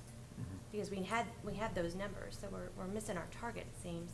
No, these are the real-time numbers where we are now. Right, but they start here where we're at. We don't go back to where we were when they did the last study, so. So do you want to see the actual numbers, or you want to see what the projections were in 2018? Yeah, We the could get projections both. from What the that- projections were in from the last 2018 study. to see where we missed. Okay, Because we yeah. missed a target. Yeah, we can get that. And to be fair too, to that last study, COVID was crazy and did goof up everything. A bit. And we've learned things. And Chris, you want to talk about, like, what do we learn? Suchma's a great example. We're talking about Suchma. Like, we learned when with K-6 what happens. We Yeah. learned some things. We've learned with K-6s, for example, that our occupancy or children ratio goes up. For whatever reason, that is very attractive to larger families. So suddenly that 0.56 becomes a 0.9 something. So we just doubled some of the numbers that we would use to calculate. So that's one of the reasons we've learned that. We learned it at Darich and Tough. Suchma has proven to be very true. But also will point out, some we didn't miss. We knew we would be overcrowded. Yeah. We just didn't build the schools Well, then last time. That's And another so issue. we know Yeah. Conroe High School we knew Conroe High School is headed towards 6,000. We've known that for a long time, but we haven't been able to do anything about it. And I think that's really important to know that we do know. To that point, in the last bond committee started their work with $1.5 billion worth of need. That's what they were presented with. They scaled that down to 807. That was not successful, so we passed 654. So to Chris's point, like, we know there was $900 million worth of work that needed to be done that we didn't do, including building of these schools. But that's just a reality. The last thing we'll talk about tonight is, potentially a future bond committee. They will be in the exact same boat. They are going to hear a number of need that is way higher than you all would ever want to vote for to send to the voters, or more than the voters would ever want to consider. So they're going to have to make decisions to cut things out along the way to get it to a package, knowing that we're just kicking it down the road a little bit. It's, and that's our history. We've done that. We've done it for many years. You can go back multiple bond cycles and see us do that. But to Dr. Hines' point, we all knew in the last bond cycle that we should build the second high school in Conroe in the last bond cycle, but we didn't have the financial capacity to do it based on the instructions that we were given from the board as a target number, so it didn't fit in the number. So we just have to be, we just have to be aware of that. And, I mean, Melissa's fine. How comparable are the previous numbers, given all the rezoning and when we open schools, obviously it has impact? Like, how comparable would it be to actually go Especially at the back? elementary level, where we Yeah. built new schools. Exactly. It's hard to look at those numbers. Yeah, We've okay. we've generally outraced the numbers. You can look at them at the website. They still apply, for the most part, to the junior highs, sans York, but also at the high school level. It's really at the elementary and the intermediate levels where it breaks down to some degree. They're still applicable in some of the elementary schools where we have not added new schools in the area, but the applicability of it, once we start building schools and we rezone, it takes away a lot of the application of that file. Right, And as reiterate, that file is on the website. Yeah. Sure. And we'll be faced, just back to like what a future bond committee, to your point, Ms. Dungan, will be faced with is they will be faced with looking at what's really gonna go over in the next 2 or 3 years, and that's what will be like the first thing that has to be addressed, and they'll be looking out and seeing something that may go over in 5 years and decide, we're just gonna have to wait. But if we're right back here all together again in 4 years with the next bond cycle, that one that they kick down the road is gonna be at 110 capacity and showing that it's gonna be 130 capacity in a year or two, and we'll be in that same deal going, why didn't we fix it last time? Well, for example, we talked earlier about San Jacinto Yes, being an issue, the main issue yes. in this cycle. So I would like to see where that was 4 or 5 years ago. Yeah, and so part of the, Comparison. so part of the thing that you'll notice in the process is 5 years ago, the developers had not bought the land yet for Evergreen. They had not bought the land for Mavera, and Artavia was a conversation at that point. Yeah, I'd So, like to yeah, compare where that we're will- at now Yep, versus that'll, where we were that'll then. change all those numbers, so. And if we had indeed. come to you in 2018 and told you that those were all possibilities, but we didn't know anything because it was just rumor, or we thought there was a potential for that, that would not have been in good faith Right. at the time, to tell you that those kids are going to show up when we didn't really know. And to harken back to San Jacinto, we built Hope Elementary, and we did the zoning process for Hope Elementary. We consciously efforted to keep San Jacinto down and lower as far as its numbers, knowing this was coming. But the bottom line is, everywhere's getting full, so we need help. But we consciously, and Dr. Hines can speak to it because he led that particular committee, but we consciously kept San Jacinto down in capacity, knowing that was coming. And to commend the board's leadership, I think in the last few years, in anticipation of this has been wonderful, because we're now under contract on land sites in Artavia, in Mavera, and in Evergreen.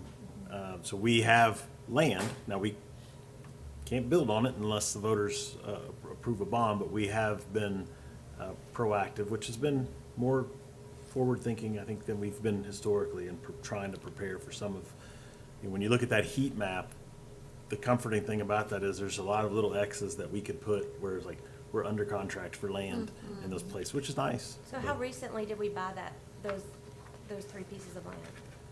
Months, Months ago. months, because it's the same scenario we feel in the Grand Oaks neighborhoods. We can't buy the land till the developers develop it.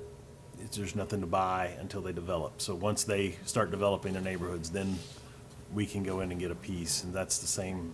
Woodson's is the other example. We can't buy it until they develop and give us infrastructure, so. So on the Conroe High School that we're under construction on for major, Yes. is that reflected in this capacity, current, et cetera? So the Conroe High is not, it should be current capacity, but it'd be on the next slide, right? Or- Yeah, I was Or looking future. at page, I don't know what page, it's not numbered, I can't tell you. That's all right. Here we go. And when it's done, when the new construction's done, it's going to have a capacity of 4,300. once it's- On the main campus. On the main So it will be a campus. 5,500 total between the two, once the construction is finished. Okay, because in this document in the binder, it says that it includes the 9th grade centers or campuses along with it, and it shows 4,700 capacity with current at 5,000 right now, 66. Correct.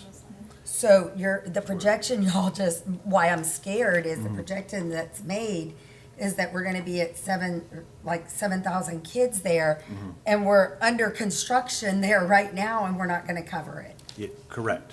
Yeah, and we knew That's that. true. Under Yeah. the construction, It's like- we actually, one of the things that we did in this last bond cycle is we actually increased, the original scope of work at Conroe High School was not going to add any capacity. Okay. It was simply replacing to maintain the current capacity that we have. That was the original scope of work. Once we got into this bond cycle, and we saw this growth really begin to escalate at Conroe High School, and we began to see that this is what was gonna happen to us on the back end, we actually, Mr. Foster did a great job of being able to rework the budget a little bit, and we are adding some capacity there, which will help us survive until we can split. But it's going to be extremely uncomfortable before we could split. Mr. Foster, the earliest possible date for the next high school would be 27 or 28? Okay. Well, as you get that information, though, Melissa, I think what you'll find is the numbers are going to be what they're going to be, but in our last bond cycle, we asked for the appropriate number, and it was actively, it didn't pass. Like, there was people out there that are actively saying, don't do it. So the need never went away. It never went away, so now it's worse, which means if we end up going to bond, you're talking about huge numbers. So it would have been nice to have had, so we wouldn't have all the issues, but here we are, looking at this stuff again, and it never went away. So it just multiplied, which makes it More severe now. more severe. And it's easy to fixate, at least for me, or for me at least, to focus on Conroe High School. But to echo your point, the Conroe High School ninth grade campus, which used to be Pete Junior High, we're at 5 portables, and they've been well done by Marshall Schrader and his team, but we're in a situation there. We're going to be looking at highly likely adding portables for the next few years to the parking lot because of the limited amount of space that we can add portables at the Conroe High School ninth grade campus. So the ninth grade campus at Conroe High is just as much of a concern to me as Conroe High School proper. So That's why when I was pointing it out, it Yes, said it it's real. included. you're exactly It was right. including, I read that, and so I was like, oh my. And I made the point earlier about the first aha for me, scary moment of the demographic study was the fact that it may not be 100,000, it may be 120 if we perform like we always have. But the second piece of the demographic study, since we're just happen to be on this slide, and I know we jumped ahead to get to this slide, but we're here, so I'm gonna talk about it. The second one for me is we knew in the last bond cycle, we talked about Conroe High School. We've known that's going to be a problem. What scares me on this slide is Caney Creek High School.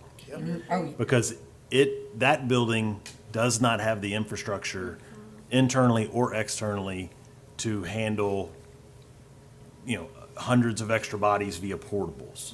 And it was not on any of our internal radar that we might have to consider a second high school in Caney Creek in this bond cycle. I think the assumption was maybe one day, but it was well down the road. So when we received this data, that's the one that jumped out to me like, oh my goodness, we're really gonna have to talk about that or find a solution for it, because they're at about 2,700. They really can't go over their 2,850. Like their cafeteria will not hold it. They don't have hallway width. They don't have restrooms. They haven't had this kind of Are we explosion. entertaining a high school in the Caney Creek area as well as the Conroe area? I think we will have to. Okay. I think we'll have to be We in have it. land for the Conroe. We do. What about the Caney Creek? We do own one piece of land, a piece of land that you all That's bought. sufficient to- It's 78 acres. We need 8, how many we need? I thought we did 80. I thought 80 was the magic number. 80 is the Well, I magic guess you number. could get away with 70. We would have to, it may not be an ideal high school site. It may not be, we may not have a choice, but that is a piece that we own. It is on the Fair enough. the southern end of the Caney Creek feeder, so it would put Caney Creek and the new high school pretty close together. So there'd be some conversation about, you know, it is, I can just, let me just show you up now. And while you're at that, Mr. Foster, how long does it take to build a high school? I'm sorry, I'm trying to 3 get that years. math you had just now. Well, the design and construction process is a little. So the piece of land that we own, am I right here, easy, is right here? Yeah, Caney Creek High School is just right up here. It's below So- 242? Yes, it's right, just barely north of 242. North So, of 242. I mean, ideally, you might look at it and think, oh, if we have one up here, it might make more sense, but the dense population is coming in off of 242. So we do own that piece, doesn't mean that we won't continue to look for other options, but that's, Look, I mean, That's it's what real. it is. I Yeah. get it. It's a struggle we're having, but hey, yeah. at least the alternative, we're growing. Yeah, and that's a great point. I would make that point, is I do visit with superintendents all across the state, and they're having these meetings talking about which schools are they closing, and how many people are gonna lose their jobs, and their communities are dying. And that's a whole, like, this is a problem, but it's a good problem, and it's one we can solve, we can handle. That's a whole nother problem that we're just fortunate to not be dealing with, so we'll take our problems. Okay. I'm sorry, Stacey, you can go back, I'm sorry, No this is worries. great though, like, This is I love this great conversation, so. So I think the point has been made in general, so I'm not going to belabor this at all of Yeah. the other grade levels.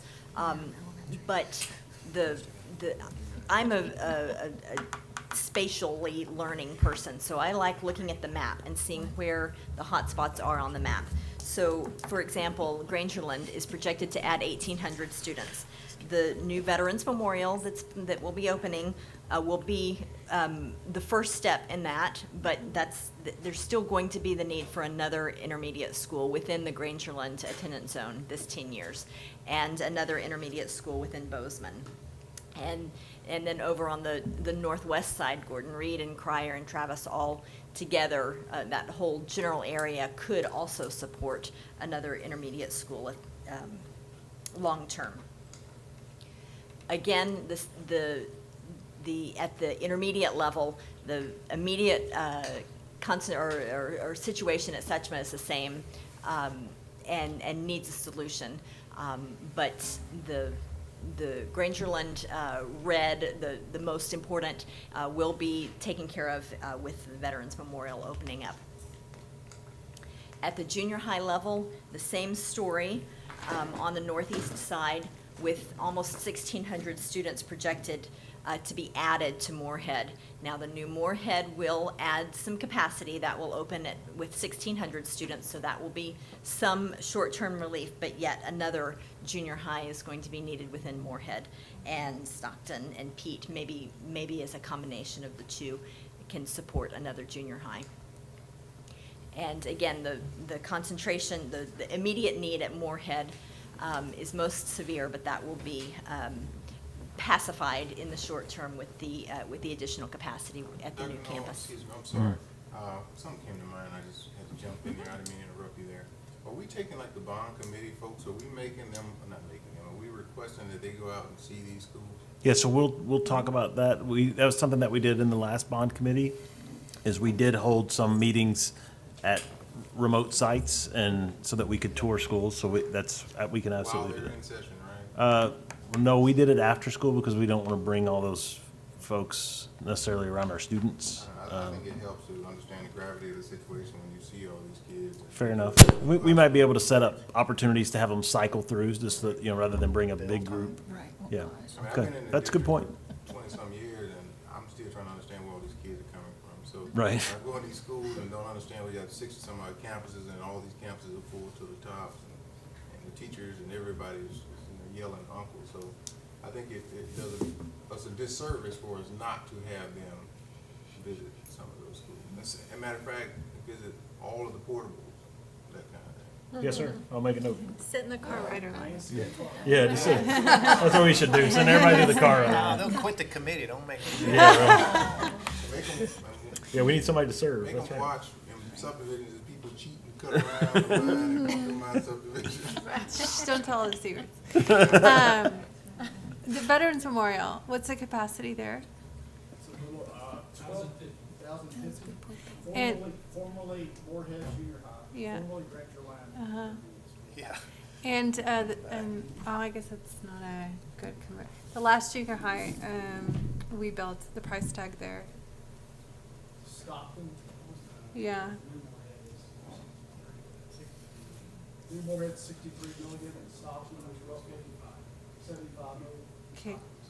55 million. If we were to bid, Thank you. easy, just ballpark, if you would, if we were to bid Moorhead today, based on current, how much more expensive would it be today if we bid it today, exact same building?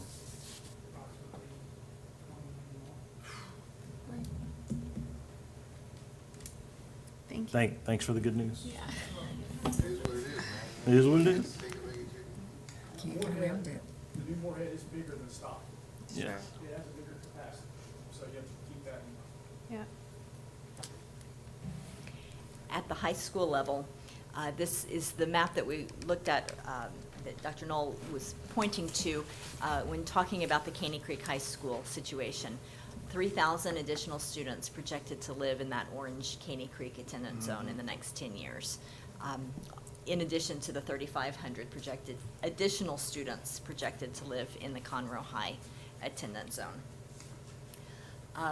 The overcrowding at Conroe High is real, has been a discussion point tonight. Also, remember, Grand Oaks does not have a ninth grade center yet, and so that might be a short-term solution to the Grand Oaks feeder issue. But again,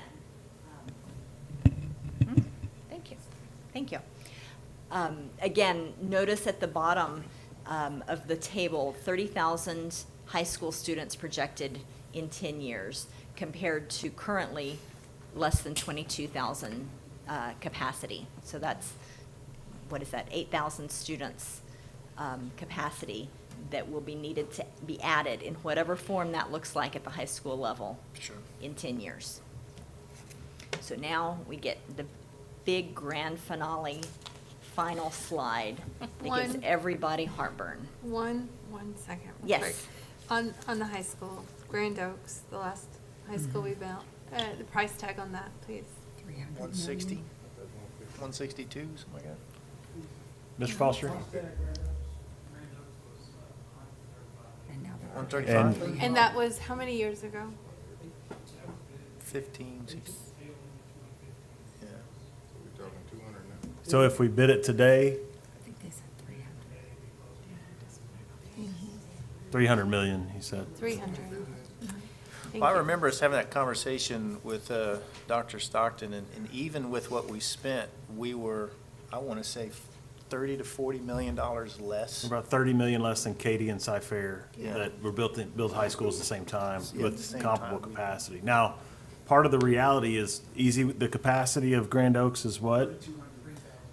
Yeah, right. So 3,200, if you go back, can you slide back one slide for me?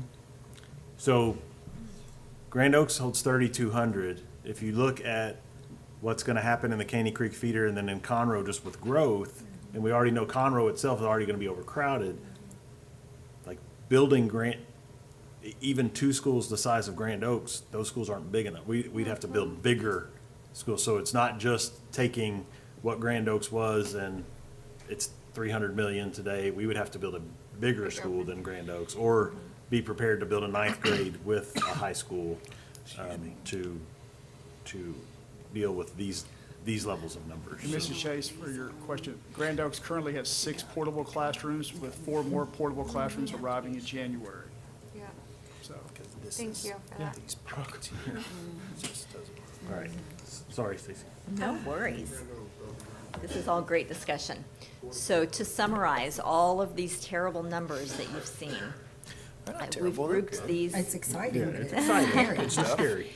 We have grouped these by feeder pattern.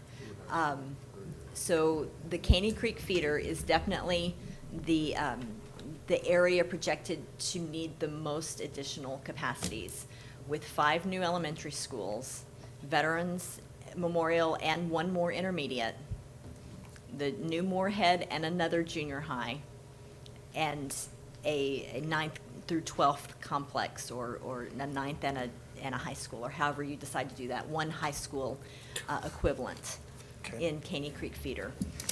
Similarly, in the Conroe feeder, Bartlett Elementary that is under construction, 2 additional elementary schools, plus a K-6, an intermediate, a junior high, and a high school in the Conroe feeder pattern. We have a K-6 on the books for Woodlands feeder pattern, and a K-6 in Oak Ridge in order to relieve Suchma. And in Grand Oaks, Hines Elementary, plus 1 additional elementary in the later years, a junior high, and a 9th grade center. Now, let me close by saying that these are the numbers based on our projections of students, of head counts and students in seats. There are many, many other factors that go into the decision to, and the reality of building this many schools. We are just here to give you one bit of information, one piece of the puzzle.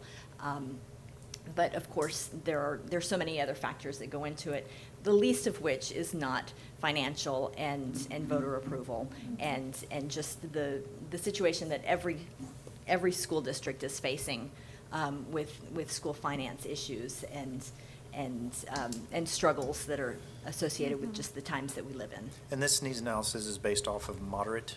This is the moderate growth scenario, Okay. yes. Yeah.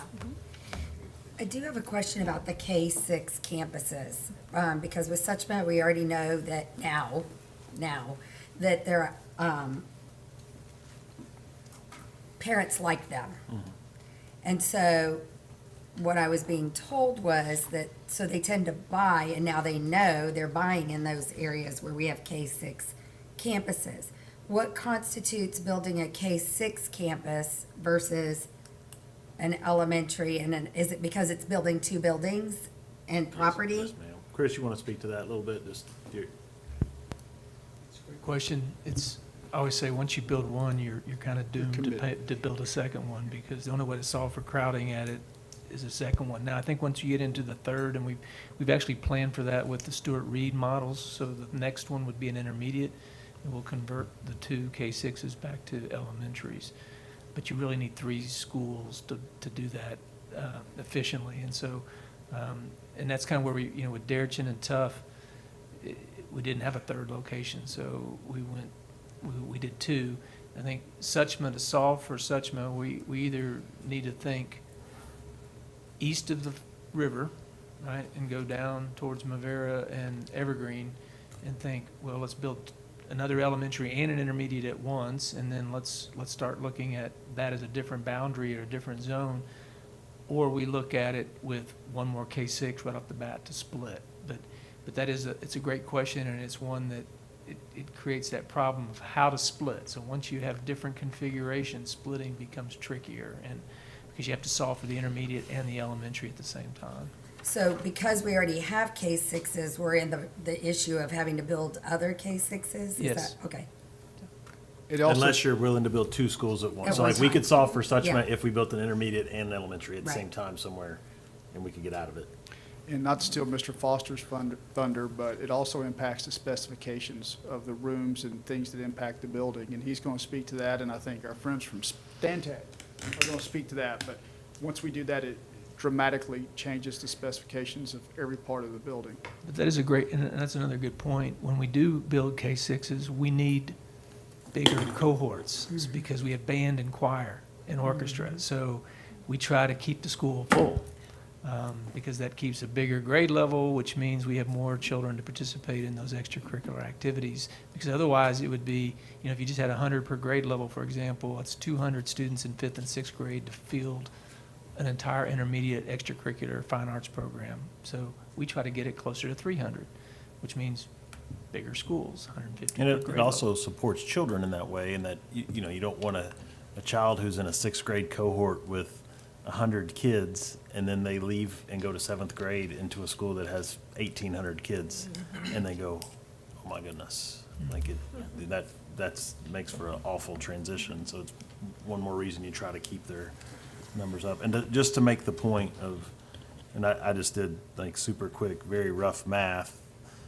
And we know this is a 10-year cycle, so 10 years is going to be 2, maybe 3 bond cycles, right? That's not, the next bond is not have to carry us 10 years, but probably the next 2 do. The next 2 do, because you pass a bond and it's 5 years before the next school is open. So if the next bond is in 4 years, you're looking out. But just the rough math, and Mr. Foster may have done this, but like this is well over $2 billion worth of new buildings. And we still own 67 buildings that need work that we didn't even talk about yet, Yeah. right? That haven't even been, so, you know, we won't be able to build all these. We're gonna have to prioritize. And this is the moderate, which we know Correct. we have Exceeded. blown out of the water. So what's the high growth scenario here? What's the difference? Reality. Another $1 billion? Yeah. Well, we have not done this level of detail for the high-growth scenario. We just do it at the district-wide level. Okay. But it would, just roughly speaking, it would accelerate everything that you see here by a year or 2, Okay, all right. probably a year, So the same kind of distribution, absolutely. just like with the multiplier? Okay. Do you Very all- roughly speaking. Do you all see a build-out yet for us, or it's beyond 10 years, so you can't see it yet It to is know where we will? beyond 10 years. Okay. But generally speaking, most of the district is reaching build-out, relatively speaking. The last vestiges of super potential growth are in the far deep south. The RICO parcel that Angela mentioned earlier is kind of the last frontier as far as unknown. We have projected most of the developable land within this 10-year projection period, for the most part, in the remainder of the district. Quick question. Oh, sorry. Go ahead. How long, and forgive me if I'm new, if this is later in the presentation, but how long have you guys been providing the projections? Well, we For- were for just Conroe talking ISD. about that earlier. It's over 20 years. Okay. And what's your accuracy rate, just out of curiosity? Well, I showed you For the last couple last years, yeah. year, yes, and I actually haven't looked back further than that. But in general, our 1-year projections are usually within about 0.5%, certainly less than 1% variation, and that just gets larger and larger as the cone of uncertainty gets larger, of course. And every district, every study has its own situations. There are hurricanes that come up and affect housing and growth, and there are pandemics that come up and changes in the historically low mortgage rates and then historically high interest rates, and so every district, every study has its own caveats. As we've looked internally historically at the data, Chris and I were looking at it the other day, it's accurate as far as where and the thing, what we've always, our history on the last 3 bond cycles is we've just outpaced it. So we've always used the moderate number. We've always been at the high or a little above the high. Now, that doesn't mean that this time we will be, it could, things may line out to be more, but as far as pinning locations where it's gonna be, it's always been really dead on for us. We just run a little faster. Did you change your methodology or your approach considering the past performance? Sure, this time? every study is starting anew. So we look at every parcel and every development for its potential as we see it right now. And so even if, so we consider every study a reset. So we start with the existing students, and even if that's more than we projected last time, that becomes our starting point and our moderate growth continues to be what we think is most realistic, given everything that we know to be true right now. What I'm trying to get a feel for is, are you less conservative, given that we have outpaced your estimates historically? Or is it a similar level of conservative?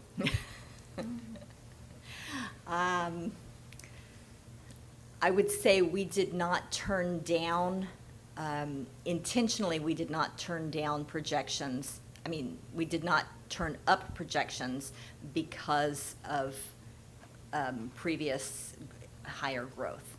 We still look at everything as a whole in the district, in specific developments, how fast we think they have the wherewithal to proceed, how many students we think will be yielded from those houses based on all of the factors I went through. And what we see in the Houston Metro in general, what we see in the state in general, everything is different now than it was in 18, and than it was the study behind that. So, And to be fair, I'll make a point here, just as when you all do this study, you're doing a study based on students that reside in those areas, right? You're not necessarily, so what you don't take into account is things like when we become a destination place for people to want to work, which we have been, if they still live in Klein or wherever, not picking on Klein, wherever, they live outside of the school district and they come here and they bring their 5 children with us, those 5 children could be, that's what ups our numbers. And they won't show up as residential students. They don't live here. But, we hire bus drivers that live in different places and they get to bring their kids. So that's part of, I think, another reason why we would see our numbers be higher than what you all project, because you're just projecting on students that live here. that's Correct. Yes. And new growth, but we Yes. saw in the previous slide, one of the beginning ones, that the majority of our growth comes from new development, not swapping out or relocation of family, Yes, transfers. that's true. Yeah, so, okay, Stacy, thank you.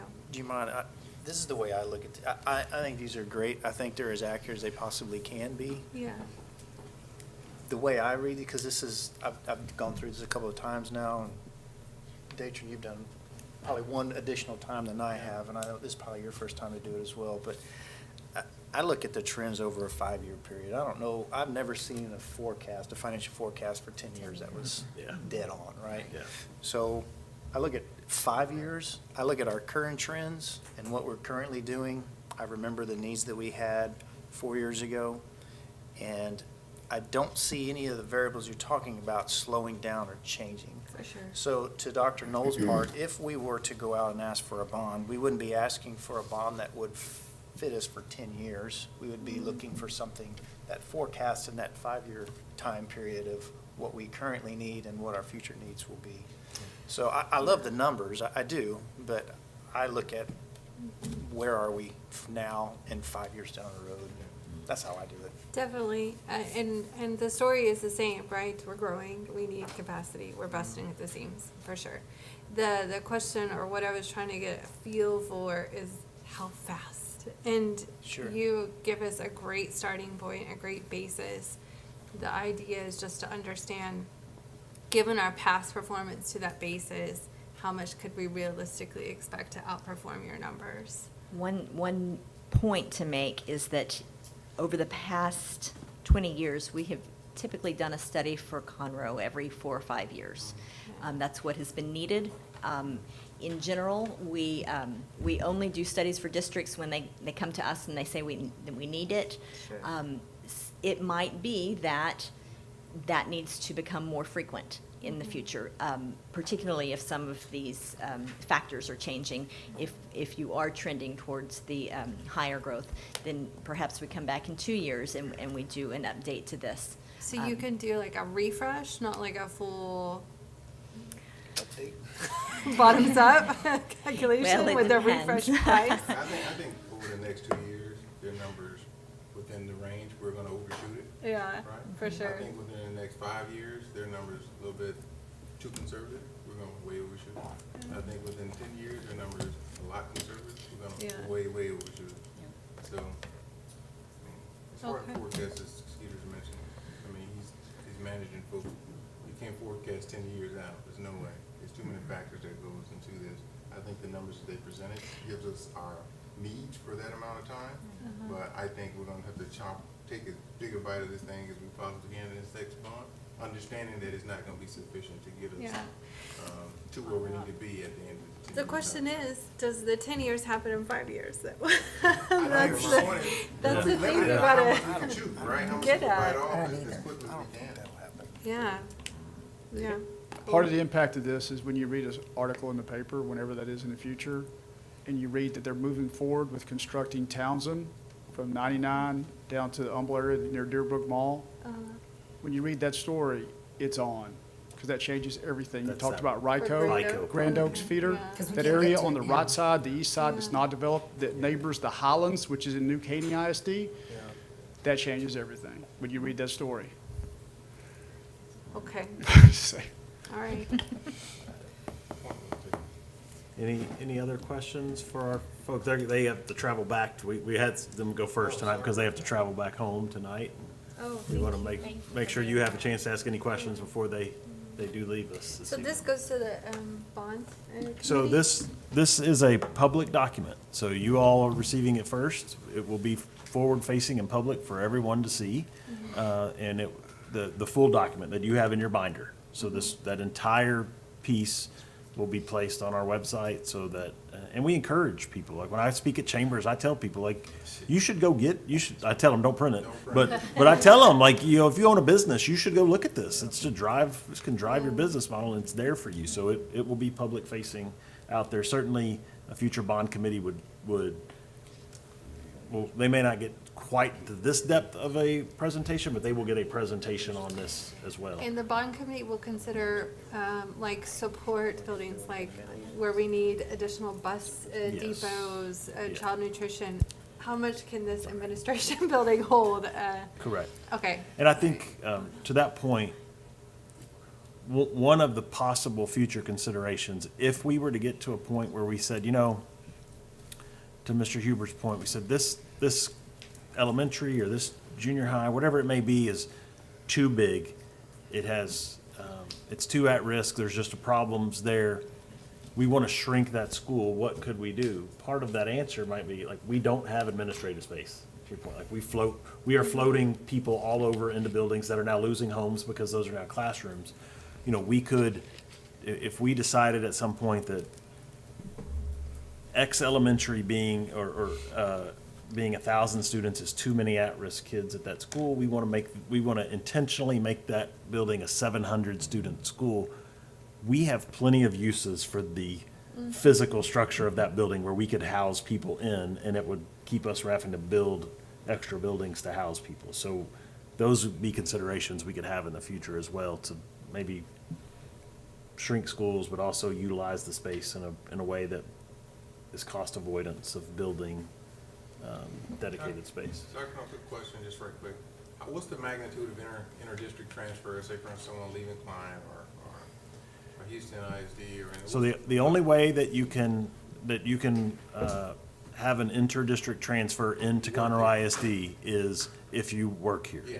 The only other way would be, we have what's called a senior courtesy. So if your family was to move out your senior year, we could probably have somebody can get it for us here in just a few minutes, I'm sure, to pull up the number of inter-districts. It's not that big? It's not overly It's right. taxing. It's not, We have a general idea of how many students leave us to go with their parents to other districts, as well as go to, say, So net. so we know, we have that information. Anytime. yeah. Well, he's We look- estimate that there are about 636 students that transfer into this district. They live elsewhere, and they attend this district because of parent, teachers, or whatever. That about 1,000 leave this district to attend charter schools. About 3,600 leave this district to attend private schools. And about 1,200 leave this district to attend other ISDs. with their parent teachers. And about how many, I didn't see anything on homeschooling students. Yes, homeschooling is really, really difficult because they are not required to report to TEA, so we cannot get numbers statewide for homeschool students. So we just don't have that information. And Dr. Knoll, the slide we have with the long-term planning scenario with the 10 elementaries. Yes, can you go back a slide just to? How many employees does this represent? Teachers.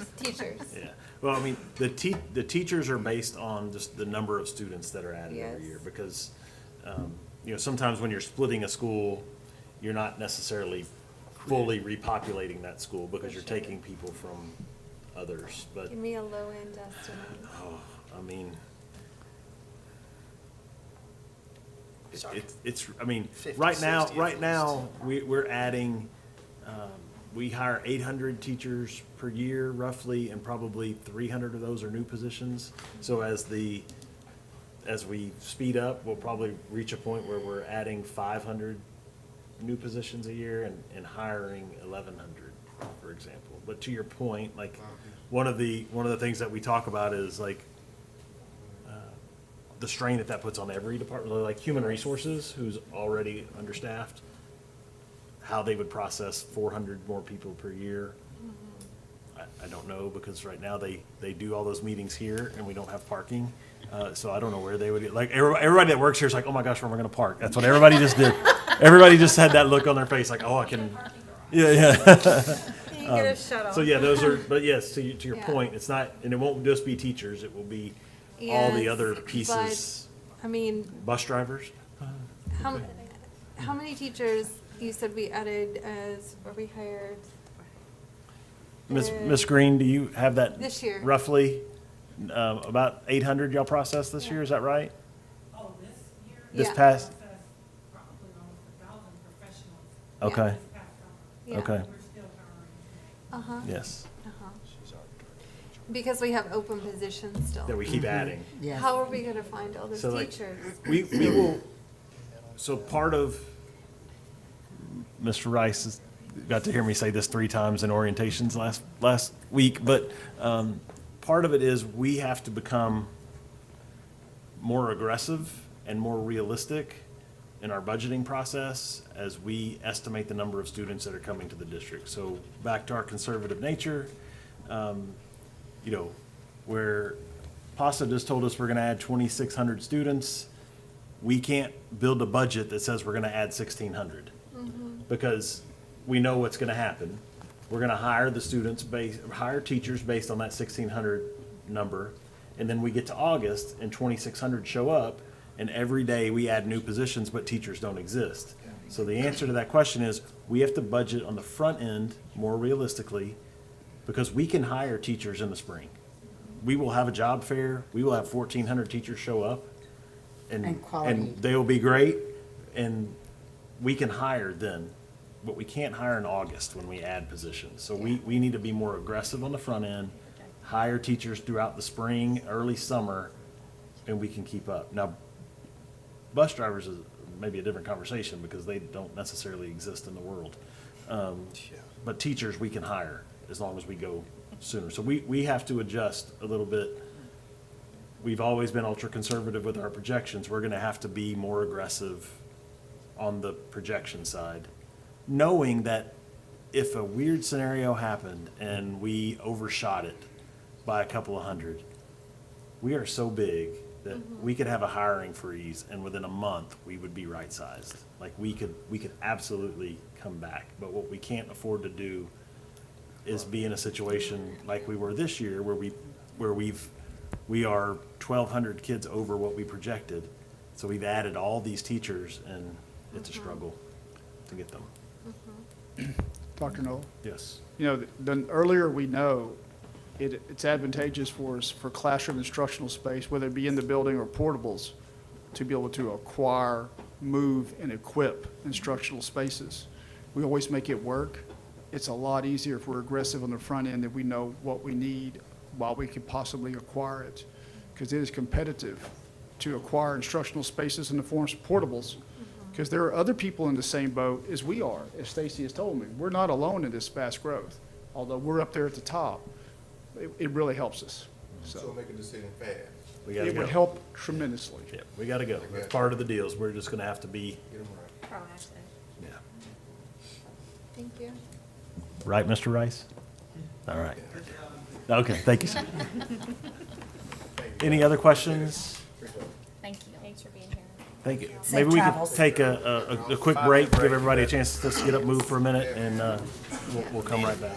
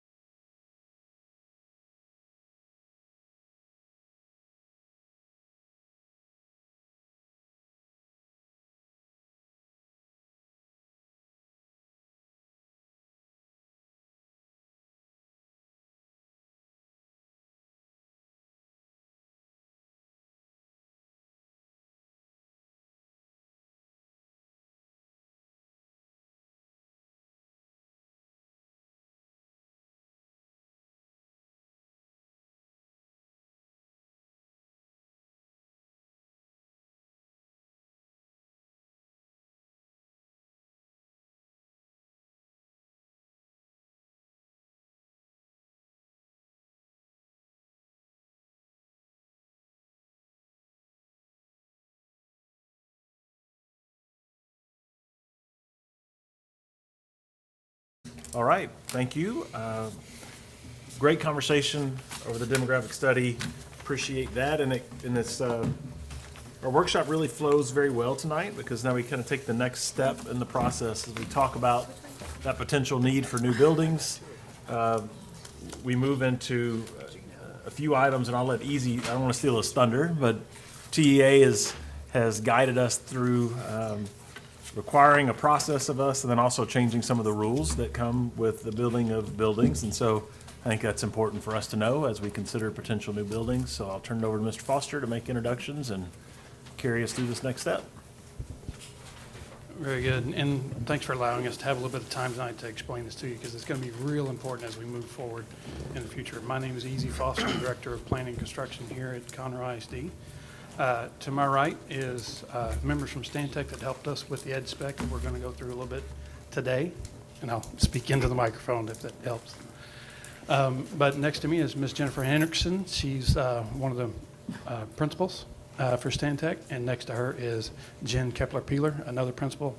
Together, these two ladies really made the sausage, so to speak, for what we're going to talk about tonight. I'll let them introduce their team when they get a little bit deeper in their presentation, but Dr. Knoll did steal my thunder a little bit. Some of what we're going to share with you right now is just the very tip of the iceberg of what's going to change in our buildings as we develop them moving forward. Just to kind of give you an idea, the history of facility standards isn't forever and ever. It came to us in the early 90s where the TEA said schools need to have a minimum size this, minimum size that, et cetera. It was updated every couple of years until we got to the early 2000s, and in 2004, we've been working on that update since then. So we got a new update from the state in 2021, which went into effect for projects budgeted after November of 2021. So any of our capital plans moving forward will be under the new facility standard. So we are going to talk to you about that standard a little bit tonight. One of the key things that's different in that standard are things that now were best practice before must be adopted by the school board. And this is four of those things we want to talk to you a little bit about tonight. The school board must adopt a long-range facility master plan, which is part of our next agenda item, is a step getting towards building a long-range facility master plan for the district. The board must approve educational specifications, which Stantec is going to give us a kind of an executive overview of our ed spec and how we develop that and the end product. The boards in that ed spec, you're going to approve a method of compliance, which is how we calculate the student capacity and the instructional capacity of those campuses. And the board must approve a level of flexibility, which is also factors into how we calculate instructional capacity for the campuses. Also, there's some things we should do along the way. We shall now, when we have capital projects, implement safety and security features. Good news for Conroe ISD is we're very well ahead of the curve on this particular item, but it is part of every project moving forward. As long as it's $1 million or more, which you don't have to get too much involved in finding out $1 million doesn't go very far in the world of construction these days. You will also need to update the long-range facility master plan every 5 years. You'll have to update the educational specifications every 5 years. You will have to, and the two other things on the right side, the bottom right of our slide here, we shall use third-party code enforcement inspectors, which is another cost added to the long list of things that make our buildings, what roll into the total cost of our buildings. That third party is utilized currently under the old rules was as a review of our drawings for code compliance. We retain the review of our drawings for code compliance, but we add hiring him to come out and look at our buildings as they're under construction. That is specific to areas where we are not inside an incorporated city that has a building official, but Montgomery County is full of areas that do not have building officials. So we will encounter that quite a bit as we move forward. And then we are internally, as a school district, we're going to have to create several certificates of compliance, check the boxes that we did follow all the rules along the way, and have those on file. Should we ever get audited on the process, we should be able to produce those, which will be part of our overall plan and completion strategy. One of the things that will add cost to our buildings is square foot standards. And I've had the opportunity to work with several of the designers that were on the committee that helped write the current update. So the spirit of the update was to make things more flexible so that we can show how our buildings can be in compliance with this without having to facilitate major changes. However, when it comes to specific areas in the building, like special ed on the elementary, special ed has grown as a minimum square foot per student. Combination science and labs, which we have in our middle schools and high schools, our junior highs and high schools, have grown as a square foot per student. Again, special ed and classrooms at the 6, 7, 8 level have grown, and as well in the 9th and 12th level have grown on a square foot per student. So when we get to our educational specification, there we go. Hold on a second. No I'm problem. sorry. What do you mean not allowed? So science lab only prior to November 21st, 800, Awesome. after not allowed. What does So that mean? when you're teaching pre-K to fourth graders science, they are not allowed to have a standalone laboratory space. Pre-K to 4 is going to be taught science in the classroom, Okay. right? So you don't have a pull-out lab to send them to or you are not allowed to have a pull-out lab for pre-K to 4. Okay. So the pull-out lab space can happen for 5, 6, 7, and higher. And that's going to play a role in our calculations here in the very, very near future in our presentations. Are elementary schools now required to have a gymnasium? There, I would say that the rule is somewhat ambiguous on whether it's required to have a gymnasium, but when you have one, it must be at least 3,000 square feet at the elementary level, and it grows as the students grow with it. Now, as we talk about our ed spec, one of the things that we would require of ourselves is, as we move forward, to include gymnasiums at all levels. Could I make just a couple of observations? I know you're going to get into this Certainly. next, but this is, we run pre-K through 4s and then 5, 6, and you can see like the states, they don't match what we run. And so that's, we do run into this, that the challenge here is we look to the future to think like, could we build a pre-K 6 and then convert it later to an intermediate school or convert it later to an elementary? It would have to meet the specifications for whatever it falls under. So generally speaking, I think this is your next slide. We're,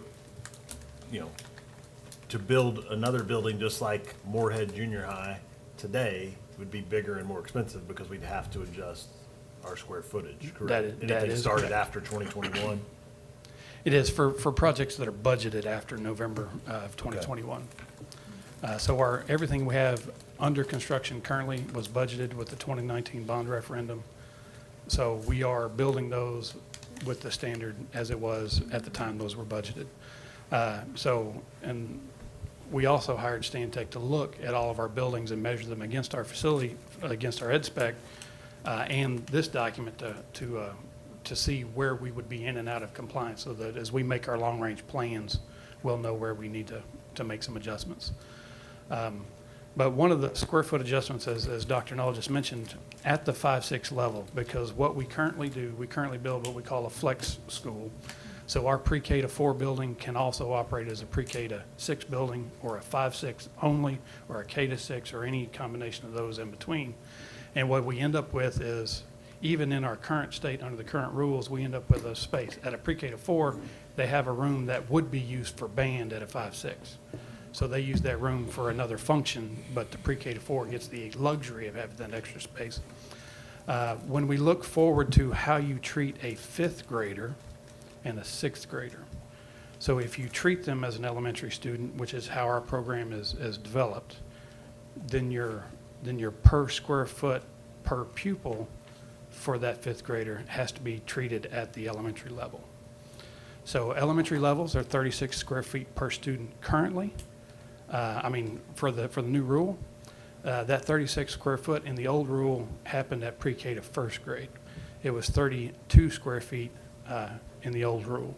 So that additional 4 square feet per pupil in addition to our 25-to-1 ratio at 5.6, would yield an intermediate classroom at 900 square feet. Our typical classrooms currently are in the 750 to 800 square feet range. 800 was where we would like to put pre-K. 750 is where we would like to put the rest of the students in their grade levels. But if we end up with needing 900 square foot classrooms because of our flex model, if we built our current flex plan to this standard, that building just in classroom space would grow about 8,000 square feet. At today's numbers, that's about $2.5 million of additional expense to comply with the new standard. Now, as buildings grow, other things grow with it. The hallway gets a little bit bigger, the restrooms get a little bit bigger, you have to have another set of exits, and other things go along with that. But just at the bare minimum, if we stayed with a flex school prototype building for pre-K to 6, we are going to be building a larger building at that level. As we get older, junior high, they're going to be bigger because the square foot per student standard has gone up. When we analyze the square foot per student, we, Conroe ISD, feel like it's in the teaching space. One of the flexibility items in this new standard is they will allow you to use the cafeteria or the library or the gymnasium for some level of instructional capacity calculation. And that doesn't, in our opinion, at least in the way we've outlined it, doesn't give us the best outcomes for education. So the classroom space and the per square foot per classroom is where we've designed our program, if that makes sense. So at this point, I'm going to entertain questions, and then we'll turn it over to talk about the document in general. Has the state adjusted their funding formula to I was thinking of shit. give us any more funding for this? I know the answer to this all. I know. So as a school district, the only way for us to cover the expenses of this is to include it in our bond package. Yes, thank you. There's zero state funding for construction of buildings. Right. They don't give us any funding for that. The state gives us zero funding for the construction of buildings, so. So these are requirements or suggestions? These are the standards by which the state says schools must be built. That's what really drives up the cost too. You know, I mean, if you didn't have these requirements, obviously the cost would go way down, but those that are much smarter than us have to have a standard throughout the state for everybody to follow, which drives up the cost. It's just extremely difficult to compare what we do to private practice. And we see things like this, so these are the state standards that we know. But like one example, in the middle of construction of Grand Oaks was the radio thing that came in, right? We had to put the repeaters. What did that cost that we didn't budget for, but it changed and that was more of a local. It was, that was a The fire local marshal. enforcement of the fire Right. code. So the fire marshal has jurisdiction over Grand Oaks, which is Montgomery County, added after they issued our initial permit that they were going to enforce and require the radio antenna booster system so that all first responders have service in every square foot of every essential room inside that building. So that added, I mean, in the stroke of a pen, added almost $500,000 to the cost of that construction after it had been approved by our school board and authorized to move forward. And it's a good thing. I mean, that's a good thing. It's something that we're doing in more buildings, but that's just an example of they can change that rule on us in the middle of construction. We have nothing to say. It's a $500,000 change that just happens. Indeed. And we're able to absorb it, whereas a smaller Right. district. We are fortunate that we can. Now, easy, just based on the information that you presented. I know we have talked previously about we're on flex school. What number is Bartlett? Bartlett is flex school number 23. So we've talked about generationally, it's about time to change that. Is some of that driven by this idea that if we might want to have a standalone elementary version and a standalone intermediate version because of these standards now, it would make more sense rather than the flex school model as much? Or how do you see that? And that's an interesting question. And the answer is it would make, if you're building elementaries only and your need was pre-K to 4, it absolutely, designed to the pre-K to 4 standard, if your intermediate is where your need is only, designed to the intermediate standard, there will still be some area of economy merging those two together, particularly if we're going to build more K-6 models. If we can get out of the K-6 business, I might recommend separating them. But if we have to be in the K-6 business, we're going to need to blend those two together. And part of the other driving force about potentially needing to or looking at a new generation of building would be to adjust our footprint based on the fact that some of our land sizes are now smaller and our queuing space need is greater. We need to maybe adjust we're pretty spread out in our current plan. That is correct, and we do sprawl a little bit, and we've tried to compact our current plan was a one-story model. We made it a two-story model. But if you reduce the capacity, as one suggestion was earlier, and you cut the top floor classrooms out and reduce the physical capacity, we didn't actually change the footprint, if that makes sense. The building still is as big as it is. But we also need to look at backyard space. So if I can buy a smaller site, which saves money, and still get a 4 or 5 acre backyard, which is about the average for our elementary schools, and manage all the queuing space in the front, it only makes fiscal sense to make it more compact. And we might be able to do that if we separated those models a little bit. But the way our current model is built, it is kind of a chevron shape where fine arts, athletics, and cafeteria is one sector of the building and academics is on the other. So to make that more efficient, it's got to change shape. And it doesn't not work currently, but it is, 23 generations into its efficiency. So there's bound to be something out there that can serve our needs and be more compact from a footprint standpoint. And in these new standards, if we're ever going to look at a time, we're going to have to redraw the current model anyway because of the new standards. So That if is you're going to have to redraw one, makes sense to look to see if, educationally speaking, is there a plan that makes more sense today than when that plan was designed 25 years ago. Correct. And that's part of why we're in front of you today is because we're trying to not hurry through any of the processes because time is our friend as long as we can think and plan. But the longer we put off what we're going to talk to tonight, the less time we have to think and plan, if that makes sense. So, if we can move into that presentation. What we're putting for you tonight is a collaboration effort that Stantec helped lead us through. But it is a process that we gave you, the board, this document on a thumb drive after the November special meeting. So if you read any of those documents, it should have been Greek because it had no context for you.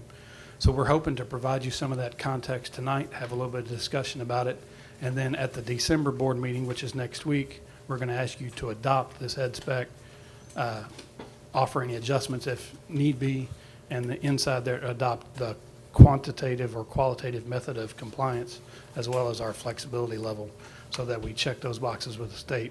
And as we move our plans forward with long-range facility plans, that will be in compliance with what's going on. So the requirement of the state is for us to adopt it. We don't have a say-so in what we're adopting.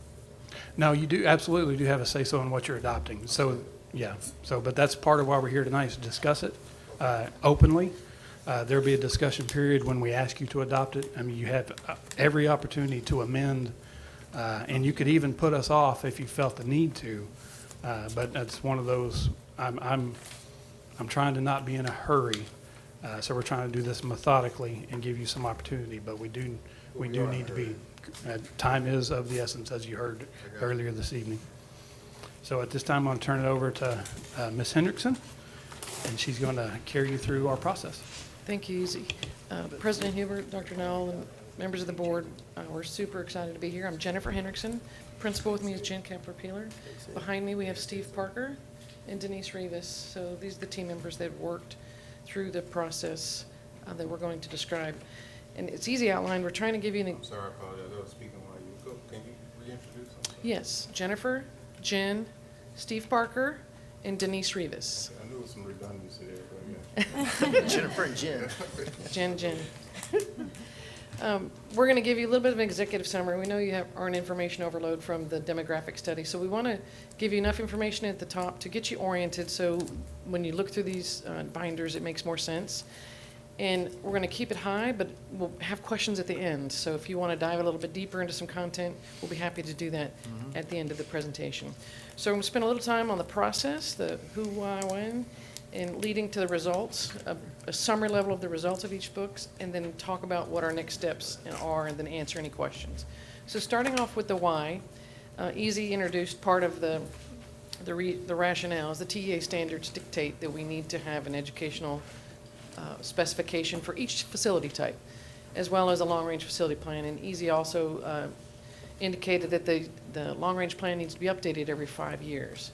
So when you think about who, when, and what's going to be the trigger, every school district in the state of Texas has to comply with this, whether you're a public or open enrollment charter. So there's no lenience. Everybody has to comply.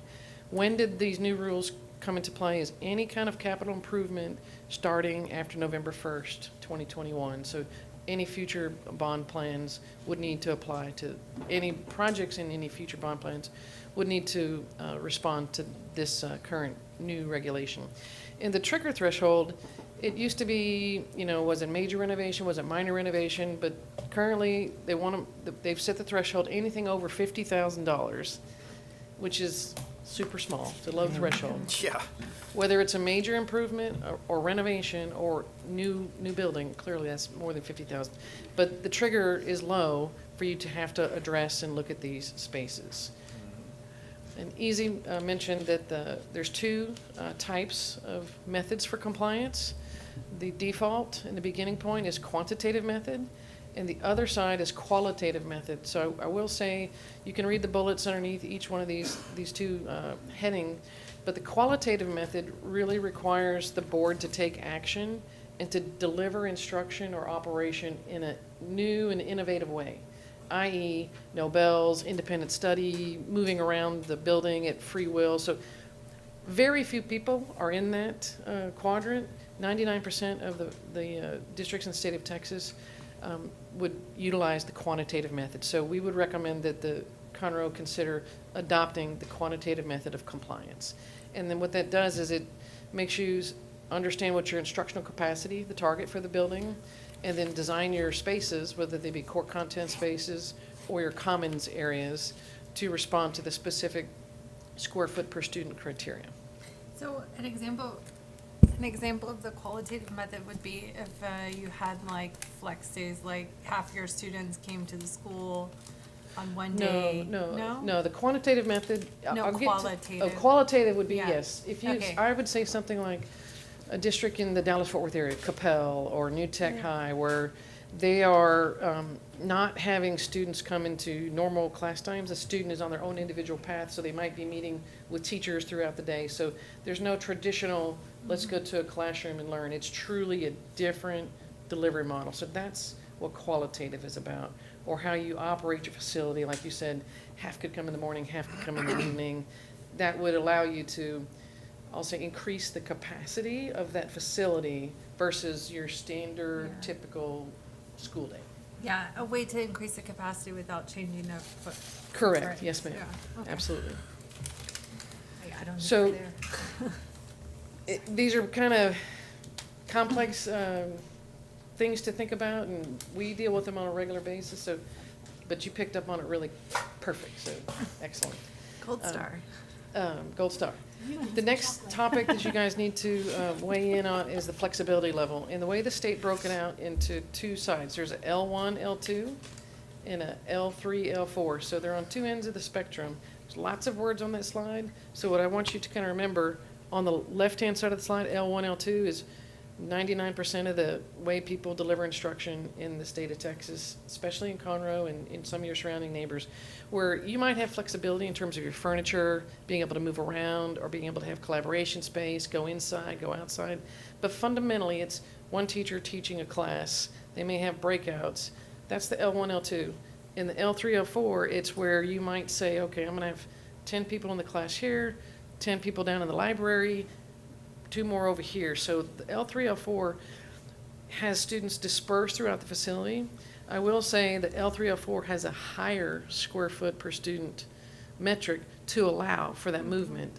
So and you don't have to like live with the number forever. You just have to plant the flag. So to be on the upward end of flexibility, which is where Conroe is, we're recommending an L2, which would implement some of the square foot changes that Easy described, but not take it up to the next level where it's even worse. As you guys move forward and you decide to move things, you have the ability to change that in the future, but the starting point, we recommend starting with the L2. Is there any data about how this ties to student outcomes? No? No, ma'am, not really. It's really about how you plan for utilizing the building. Now, people will have different approaches and different thoughts about L304, so the more innovative you become, maybe or maybe not. Do you have better outcomes? It just really depends. I would defer to Dr. Null maybe to. Throughout this process, they had conversations with big teams of our staff. So all of our curriculum experts came in and had conversations to talk about these big picture ideas, but then even when you're going to get into more specifics later, and you're going to hear about the ed specs, in particular what we feel like we should have in each building. And I would tell you it's, I'm sure our document looks very different than other districts' documents because this was built through the Conroe ISD lens. So like our normal conservative approach to everything is in here. So when you see the ed spec piece about the building, this is not us building, us making recommendations of what we think would be the most ideal elementary in the world or ideal junior high in the world. Correct. This is us looking through what we know is the Conroe ISD lens, and what our community would support, and what the expectations are for us. So it's viewed through a very conservative lens. Same thing here, right? In this community, if we rolled out a school and said we were going to go into this L3, L4, and everybody was just going to be wherever doing whatever, that would not be supported here. We are more conservative in our nature, so that's why that's reflected here. That's why we're on the quantitative side of the previous slide as well. And if I can add a little bit too, the new standard requires a lot more board approvals, right? So if we design a new spaceship, for example, and we knew it was going to be a new spaceship, we would bring it to you separately. But this all plays a role in our long-range facility master plan, which is not just new facilities, it's our existing facilities. So we did look backwards to make sure that we didn't adopt something that would just take something built in the 80s or 90s and make it completely obsolete, right? Because we can integrate some of these improvements into those campuses. We just need to be cognizant of how we do it. And this is the roadmap to get us there. So is this something new, or is this a revised approach? So, when we build an ed spec, Conroe ISD has not had a standalone ed spec in my career here. I've been surrounded or within the district in some level for 17 years. We've done it the most conservative way possible, using best practices, leaning on our experts to tell us what, and then complying with the minimum square foot standards TA gave us before. But this is a new requirement to make it a board-adopted item. Is this backed by legislation? Yes. Yes, the Texas and- Education Agency, yes. Yes. They're the ones that, That's just the it's in- agency. What about legislation? It's in the Texas Administrative Code, subsection 19, chapter 61, subsection CC, 61.10040, I Okay, it's just believe. not referenced in here, so I didn't, It will be somewhere, it's just maybe not in the presentation that we gave it. I was looking at the Sorry. line. Okay. it's referenced in the books, but we're trying to bring up just the major content, but we can correct that moving forward.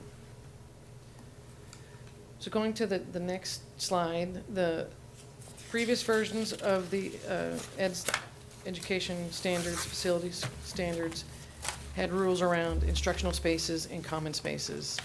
The new version of the TEA's facility standards has introduced school safety as part of the requirement. So what does that mean specifically? When you talk about instructional spaces, we're talking about your core content, so either grade level classrooms at the elementary or your math, English, social studies rooms at the secondary level. And so each one of those rooms is sized by the flexibility level you choose and the student quantity that's in the classroom. So the numbers you see underneath are the benchmarks from the new code. When you look at common spaces like library, media center, or the dining commons, those spaces are typically sized by the overall campus population, the core population. The TEA standards do not specify how you size your dining room, the capacity.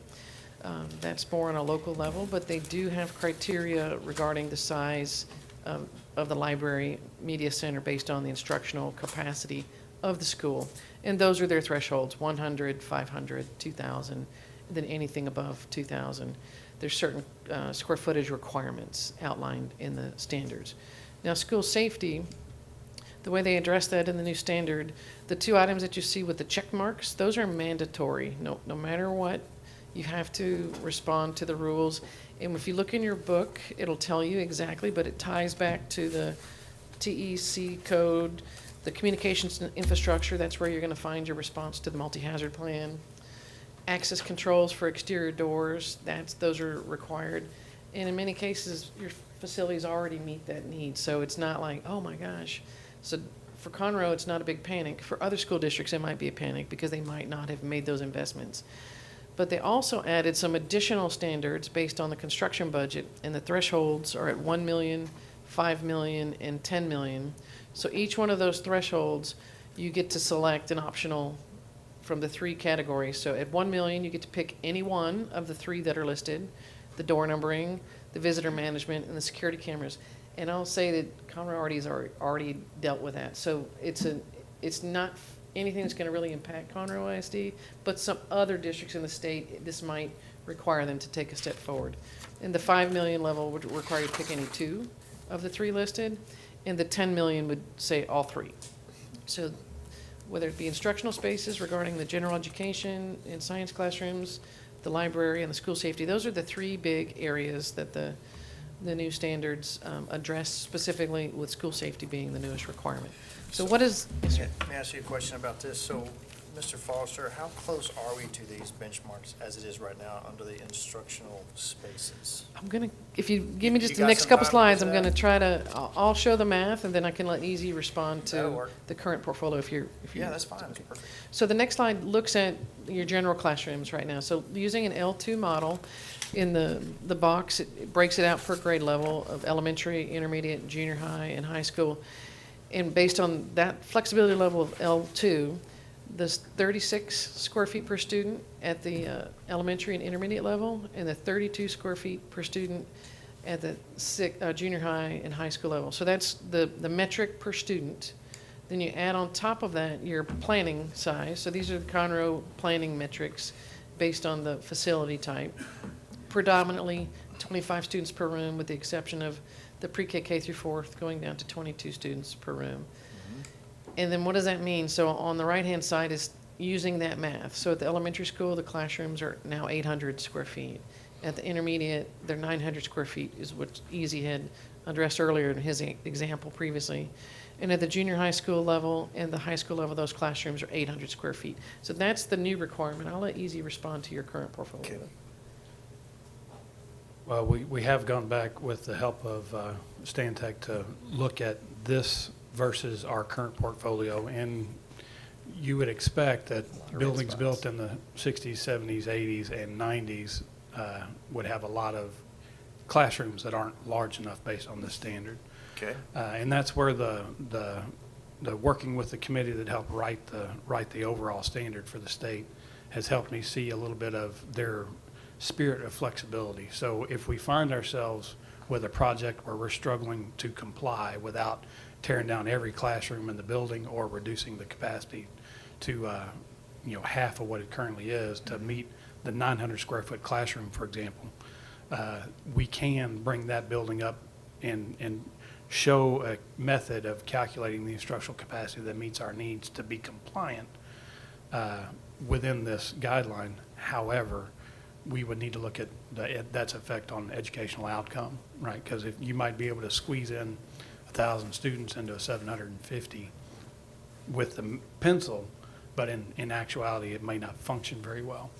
So when we look at our overall portfolio and work with the committee that Dr. Null is going to talk about at our next item, we're going to look at our individual facilities and in that long-range plan, come up with scenarios that help us make everybody come up together, if that makes sense, knowing that that is going to be a giant need, and we're going to have to modulate that need based on. But this is new construction, correct? It's new construction and renovation. So I'll just pick elementary school ABC that you have currently today. If you go and you add a gymnasium onto it, you don't have to update your classrooms. Okay. But if you're going to increase the enrollment to a larger school, then you need to go back and apply these rules, figure out what To all of capacity will the building yield, do I have enough space, and if not, I need to build new classrooms. So, and the purpose, the overall purpose is for what?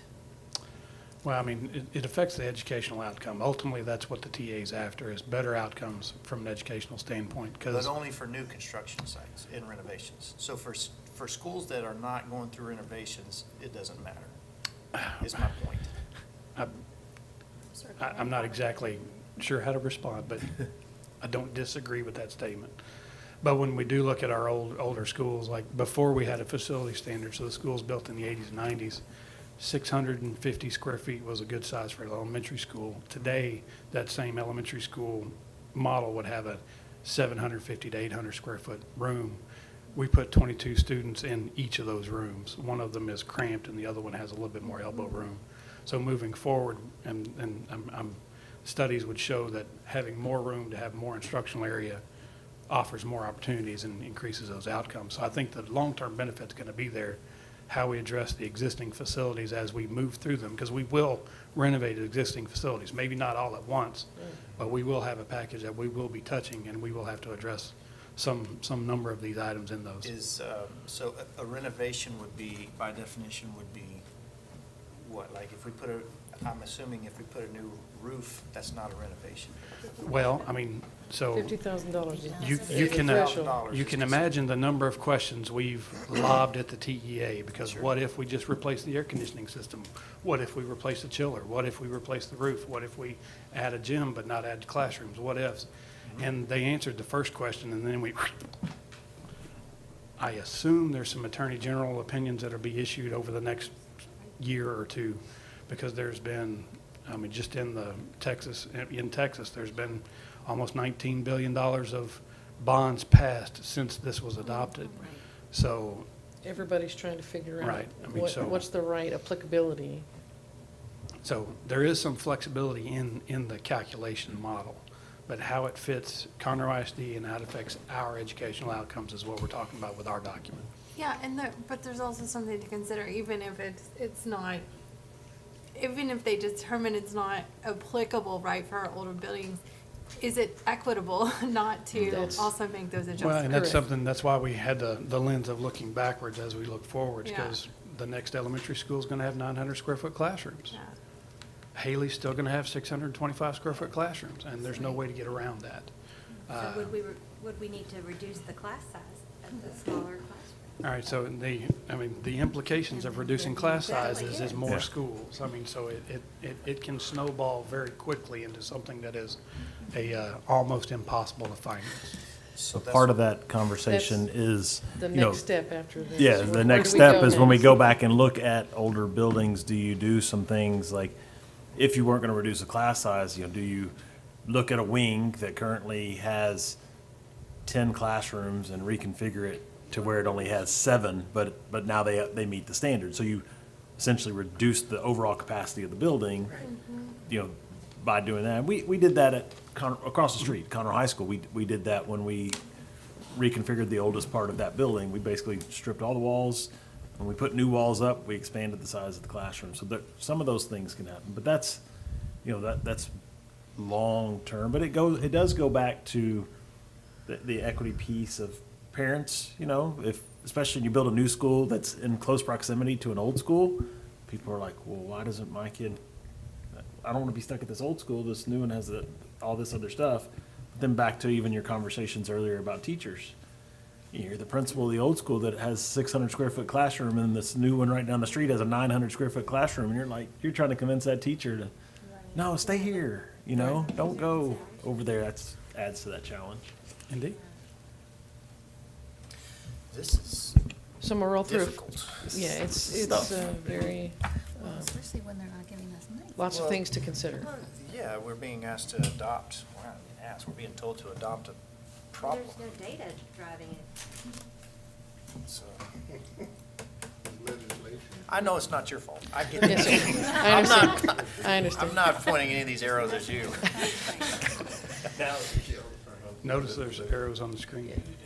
All right, so in the effort of being respectful of everybody's time, we can't solve the state issue, but I'm going to go to the next slide if you're all right. So, pardon me? Okay. The next slide talks about how it would impact the science instructional space. So on the left-hand side is the criteria from the TEA standards, and on the right-hand side is the impact at Conroe ISD and how it's rolled out in the educational specifications. So the blue box is the way you guys deliver science at the elementary and intermediate will carry on moving forward. At the junior high and high school, the classroom lab combination is how you deliver that instruction today. So the new requirements increases the square footage of that classroom. So the science rooms will be 1,450 square feet at the junior high and high school level, which is larger than the spaces you have today. So those are the bitter pills. Let's have some happy pills Gets better. right here. The stakeholders that were involved, we had over 50 people from the district. It was a very cross-discipline teaming approach. Many of the leadership that participated is in the audience behind me. So we had discipline leaders, whether they be from the front office or from instruction, whether that be CTE or the grade level content experts. We had nurse, we had library, PE, all those folks that are listening to disciplines. And then when we went through each chapter, we really focused on each grade level grouping. So the pre-K through 4, the intermediate level, the junior high and high school, and each one of those campus types, we had groups in the size of about 30 that all participated from the district side to help craft what is the right message for Conroe ISD. So it really was driven from the district leadership and thought process. What we brought to the table was the questions to think about, some other examples to consider, and through those conversations, looking at your current portfolio, what works well, what doesn't work well, and arriving at what is the right answer for Conroe ISD. That's what we help facilitate with the leadership from Conroe ISD. In looking at your school types, you're going to say, well, how am I going to be right? So if you look across the top, those are your facility types, and underneath is the range of students. So you have very different sizes of schools across your facility. So the goal of this ed specs is to set a baseline size and have the ability to flex up if you're larger and flex down if you're smaller. And that has to do with quantities of classroom, your overall capacity that you're serving, and then those common spaces. So the ed spec that each one of these notebooks, the elementary school is sized for 1,000 students. And I will say that in that ed spec, it has all the spaces for just the core grade level classrooms, but it has those spaces that you guys talked about earlier, the planning spaces, the collaboration spaces, the gymnasium that doesn't exist at all your campuses today. So this is the ideal model for 1,000 student elementary school. And as you take it and move it forward, it depends. If you're a smaller school, well, then you'll shrink the appropriate pieces. If you're a bigger school, you'll grow the appropriate pieces. But this is the roadmap to start that planning conversation. So using that logic and moving forward, the intermediate school is targeted around 1,000 students is the baseline. The junior high school, the baseline is 1,600 students. And at the high school level, it's 3,400 students. So those are the starting point conversations for when you're starting a new school, or even if you're renovating. If you're renovating something and you're not building everything new, you would go to the specific chapter of the ed specs and apply the specific chapter. If you're building a new school, you would take the whole binder in its complexity and see if it meets the baseline, flex up or flex down, depending on the size.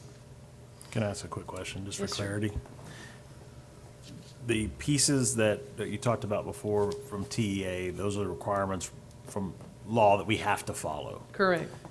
These pieces that you're getting to now, that are the ed specs, the Planning sizes of schools, or the pieces that we say should be in a school, when we adopt the ed spec, that's not a promise to do any of that. We're not required to Correct. do any of that. It is just a roadmap yes, sir. that says this is a base model. So the board adopts this ed spec and it says that that elementary should, or target is 1,000. Doesn't mean we have to build a school at 1,000. We could do something differently Correct. at any moment. This is Correct. just purely, I It's just your- want to make sure y'all know that. Like, you're not committing to anything when you do Yes, sir. this.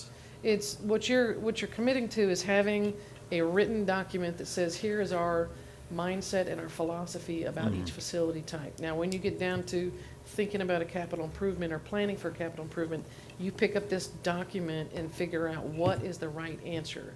So you have the ability to flex, Okay. absolutely. But what the state is asking all the school districts is to have a roadmap. Not everybody has a roadmap, so they respond differently, and they're just trying to make sure that everybody has their own roadmap. Now, how you implement going from my house to grandma's for Christmas dinner, 3 stops here, 2 stops there, I go all the way. That's for individual choice as you start to make those planning Yeah, decisions. perfect. I just didn't want you all to feel like you were committing to something. Yes, sir. It's not what Well, this As is. I understand, it's like a menu, and then based on the specific school, we would pick the appropriate menu Yes, items off of absolutely, that. yes. But we don't have to cook the entire menu. Correct. It's not a If it promise doesn't to make do all sense. those things. Yeah. Yes. If I can add, what this also gives us some direction to start with. So when I do bring a new school for your approval, you understand how it's been put together. And if we were to deviate from this, the facility standard says, I need to bring it back to you specifically and ask you for that variance, this school's special because, and it would have its own ed spec for that program. So if we were to build an early college campus, for example, that's beyond what our high school ed spec says, it would need its own document. So it would, right? Correct. If we did a CTE high school or Early childhood. early childhood facility, we don't have an ed spec for early childhood. We would have to bring you a standalone project for that. But there's intentional crafting within each of these binders and within the narratives that provide you flexibility. As Jennifer pointed out, this will suffice for an elementary from 500 to 1,200 without deviation from this. Our target is 1,000 students, and that's where we're sizing our core spaces around. But the narrative and the multipliers in these binders allow you that flexibility to size it appropriate to the community you're serving. So I'm going to let Jen get into more of the meat. You want me to click for you? Sorry. Yeah. So we want to share back with you a look back at what it took to accomplish this, and just very high level. We started this in fall of 2021 with you. We really spent some time with EASY's department and with your leadership academically in setting up the framework and setting up the goals and aspirations of what we wanted to accomplish with the final documents. So that set us up for the new year to really kind of hit the road running. We did some tours, both virtually. We brought in other institutions and other peer districts. So if we could not travel, again, this is kind of the tail end of COVID. So if we could not travel as a comprehensive group, we also wanted you to benefit from the infusion of some outside thoughts, to make sure that we were exploring, to make sure that we were testing, and that ultimately what we codified truly was the essence of what Conroe is delivering here, and that's where we did end up. But we did take a lot of physical tours with the groups to your current facilities to look at them, to see firsthand how the education is being delivered in the field, to talk about successes, and to talk about some challenges that we might be able to address in the ed specifications. So after the framework, after the meeting of the minds, after the establishment of common language, we went into content facilitation and development. And that's truly where we met in a series of workshops. Those were usually 2 to 3 days, depending on the campus size and complexity, to get out and extract the heart of what it is you wanted to deliver here around your educational models. Stantec took that information back and worked over the next several months to codify that and to bring you back a reflection of what you had told us, and to present that in draft format, to get feedback, and then ultimately to publish what you have today. So a little bit more in depth on how we went into that process. Really, we wanted to set those aspirational goals first and understand why we were pursuing this. It was to form consensus among our educators, to allow them to have voice with each other, to allow them to come together to challenge ideas, and then present back to us for capture where you're at, where you want to move to aspirationally, and how you want to deliver education. So a benchmark was established, and that benchmark looks forward to new projects, but also gives you a place where you can hold up your existing portfolio and look at places where you might, as a district, move in making amends, and then eventually, this is a document that is easily transferable, and you can communicate out to your constituents, your plans, to the state for compliance, and ultimately to the individual project level, the requirements for your future improvements in the district. So we start all that with our North Star, again, grounded in you, Conroe, and where you wanted to go, your aspirational goals for the district. And then we have to layer in some filters. So we have governance filters that are going to inform what is in here. And so we do bring in TEA standards, we bring in codes around accessibility, and then municipalities that will have jurisdiction over each of the campuses being built. Your district standards play into that. You're bringing and informing the grade level alignments, some of your traditional room sizes, and your student capacity targets. The technology you're delivering in the rooms and throughout the space also inform what went into the binders. And then operationally, we talked about how we wanted to provide flexibility within them so that we give true guidance, but we allow you to grow and evolve over time without constriction. We asked our constituents and our stakeholders to really look at this with the filters around what are the activities happening in the spaces, who's using it, how many people are there, and where are those adjacencies, where are those things happening. Some of the tools that we might need to facilitate the instruction delivery. Is it furniture? Is there equipment needed? What is the infrastructure? And are we providing the technology and the connectivity that we need? And then aesthetics go much further beyond than what does it look like or what color is that carpet. It's really more about the materiality supporting it. Does that need to be sound absorptive? Does that particular environment need to be impact resistant? What are the glare conditions? So we're looking holistically around the transparency issues and near adjacencies when we talk about the aesthetics and the look and feel of a campus. That'll come back later. So we've moved out of goal setting, we've moved out of framework, and now we're in the process of developing the content. This is when the tours happen and we reach back to those and bridge from what we saw in the field. We're using floor plans of your existing facilities and those of other districts. The benefit of having us help you derive these ed specifications is we can rely on and bring forward examples of what else is happening in similar districts so that you can learn and benefit from that. We also develop benchmark programs. We extracted from your existing prototypes what you're doing today, brought you what other districts are doing, and we hosted a conversation around that. And ultimately, when we needed to, we went back and relied on our guiding principles that were established by those early stakeholders. So what does that get us? At the end of the day, it's not only about the binders you have in front of us, which are a physical manifestation of that, but it's electronic. It can be transmitted outside to other design professionals who are going to use it. It can be used by planning teams to look forward, and it can also be used as a way to benchmark against other improvements that might be needed. It's living, it's edible. You will be touching it again in 5 years to make sure that it's still tracking with your current models and delivery processes.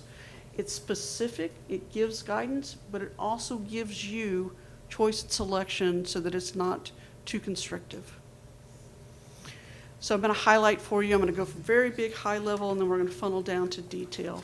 So in the front end, if you will, physically and literally, you're going to find sections about executive summaries. It's going to identify those key stakeholders, our schedules that we move through, the process mapping, and very importantly, we're going to give some time to make sure that we're defining definitions and that all the future users of the document are able to establish baselines around common terminologies, square foots, capacities, how they're being derived in the district. So those are things we don't want to leave open to interpretation. We also, in that front end, give you high-level guidance about code compliance, about technology, about safety and security, and site elements that will not happen in the individual department chapters that follow. After we break down the umbrella a little bit, we move to departments. So holistically, as Jennifer said, I can take a section out, and that's going to have 4 key components in it. It's going to have a narrative. This is our qualitative description of how we want that particular area to operate and to interface with the other groups around it. We're going to identify critical planning considerations for it, and then we're going to back that up with some graphics. Architects can't get away without making a drawing. This is not a floor plan. This is a schematic concept, and what we're exploring here and what we're conveying are thoughts about proportionality. How big is it? How wide is it? How deep is it? Adjacencies, what does it need to be next to? What rooms are entered from other rooms? How do I get deliveries in? What is my flow? And then also about transparency. Is that a solid wall? Can I see through it? Is it movable? Is it operable? So that's what we're trying to capture and convey here. Then we support that with a piece of documentation that is called a space program. And a space program is more of our quantitative capture. So with that, we're going to talk about the department, the room types. Specific to a room level, we will give you more detailed information, maybe how it was derived or notes about its construction. Capacity trackers are built into this. As we go, we know how many students we're able to provide for by the room counts that we're generating. And ultimately, those room sizes and quantities gives our subtotals, which roll up to a department area total. These are now square footage totals versus student totals. I take all of those departments and I'm going to apply a multiplier. It's a gross up factor that takes into consideration what is the structure holding up the building, what is the thickness of the walls, some of the MEP systems, and some circulation factors. At the end of the day, that gives us our overall gross square footage for the building.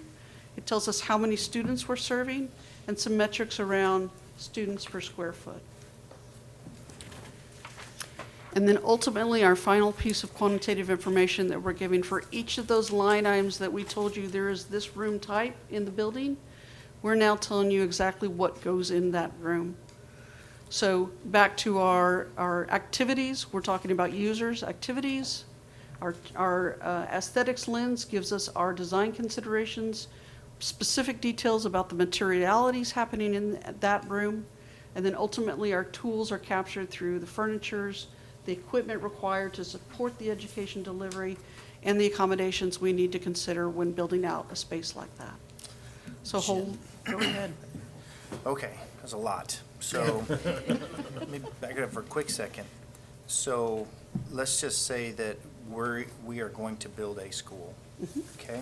All of these things that you just walked me through, who is providing that information and who are they providing it to? So, Is that something that Mr. Foster would have to have a software that he's inputting to spit these numbers out? No, they're already built for you. I understand they're in here, but these were equations you're saying, this number adds to this number, which tells you how many square footage. Who's developing, who's coming up with that number? So on any given project, we're going to assign a design professional to help us design that. This is their roadmap to help facilitate that project. That's my question is So who it's a is, reference manual. so it's, The architect is the one that is assigned to the particular job. So Correct. let's say, for example, if we, the next high school, right? So we're going to build the new high school. You will select the architect to design that school. Right. Easy will provide them with this roadmap This that will say, as we're working through the design, you need to make sure that everything that's laid out in here is met in your design.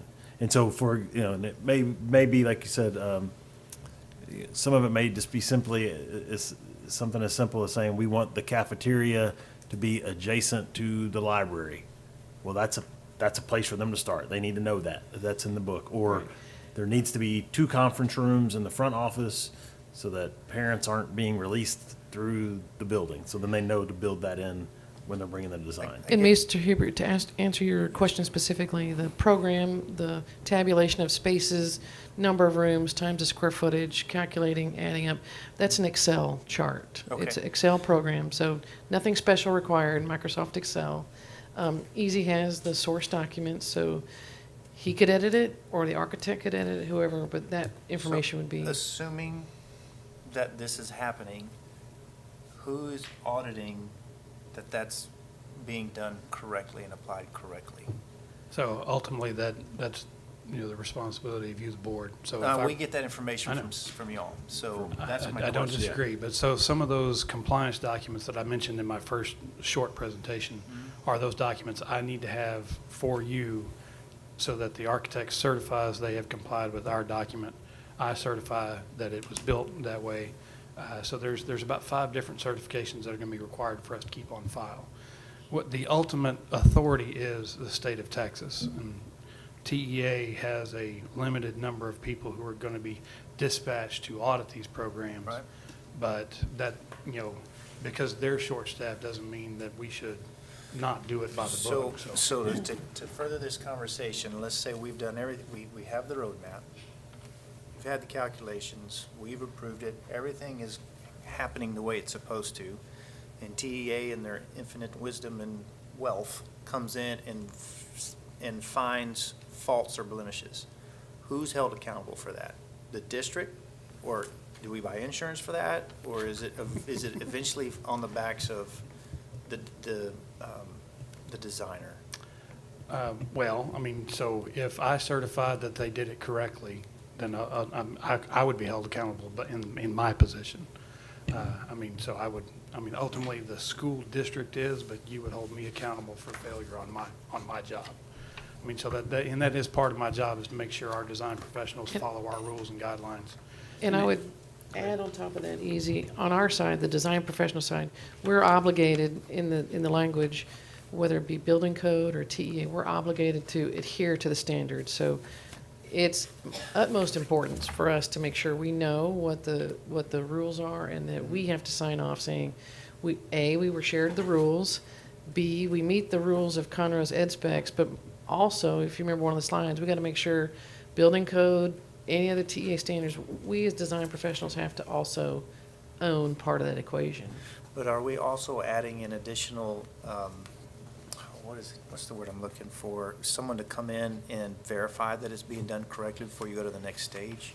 No. Well, ultimately, from a high level, that's what my job is. So you've already hired me to do that. And I'm just telling you how we're going to do it at this point. Okay, that's what, I'm not arguing against it, I just want to know. And just to go back to be clear, the first part of what we talked about were the TEA standards and rules that we have to follow from TEA.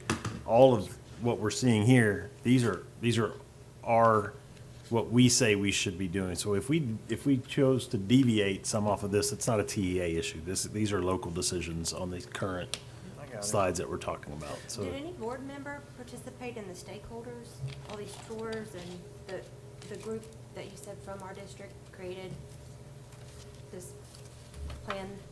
Did anyone from the board? no, it was educators. So no one from, No, this is the Here board's involvement participated. now, yeah, Right. to bring it forward.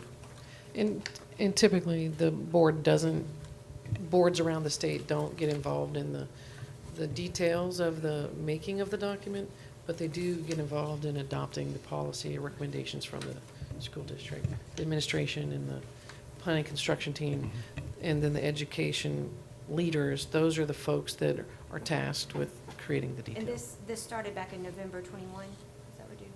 Correct, yes. Yeah, October was our first meeting, and Dr. Null will tell you, I hound him all the time about starting early on things.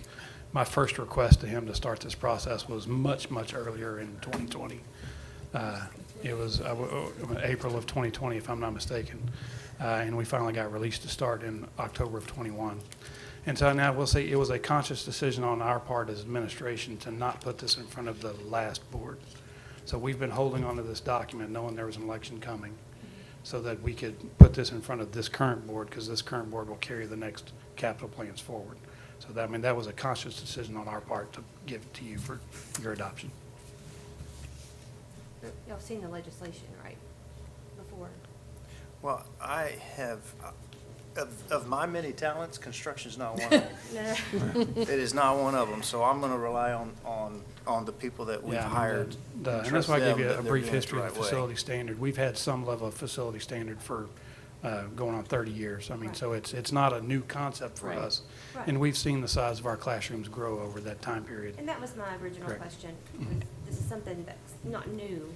It's The just process is not new, but some of the criteria has changed. The ed spec process is new for us. The Correct. creating of- Compiling it into the this having singular a document. physical document adopted is new. Yes, sir. Mr. Herbert, I would tell you that this is not an individual campus project. This is a roadmap and a guideline. Through that process, there are many phases that design team will be back in front of planning and construction, presenting in reiterative form. Here's where we're at. Are we good? Yes, check, go to the next level.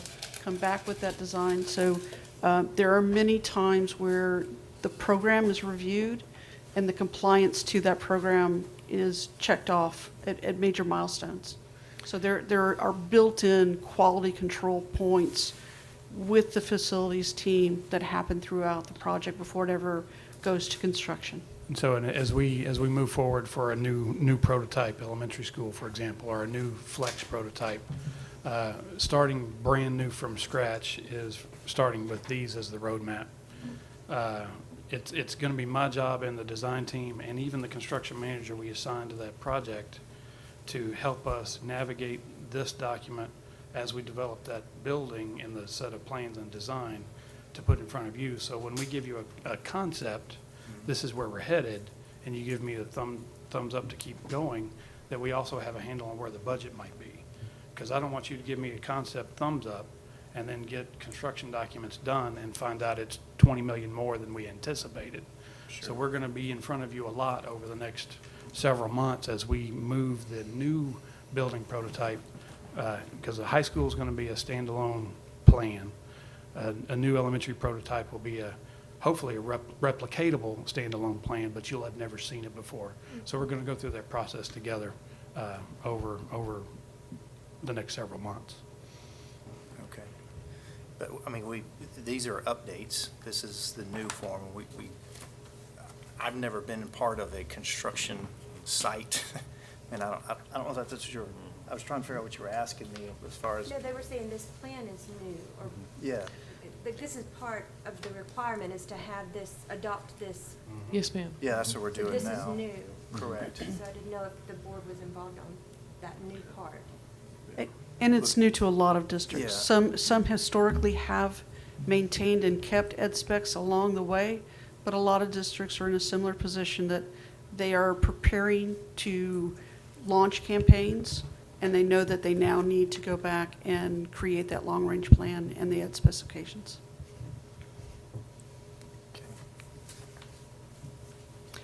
So just to kind of close up for us, some of the benefits also, not just of having the instruction manual, if you will, but it also can be truly an aspirational planning tool.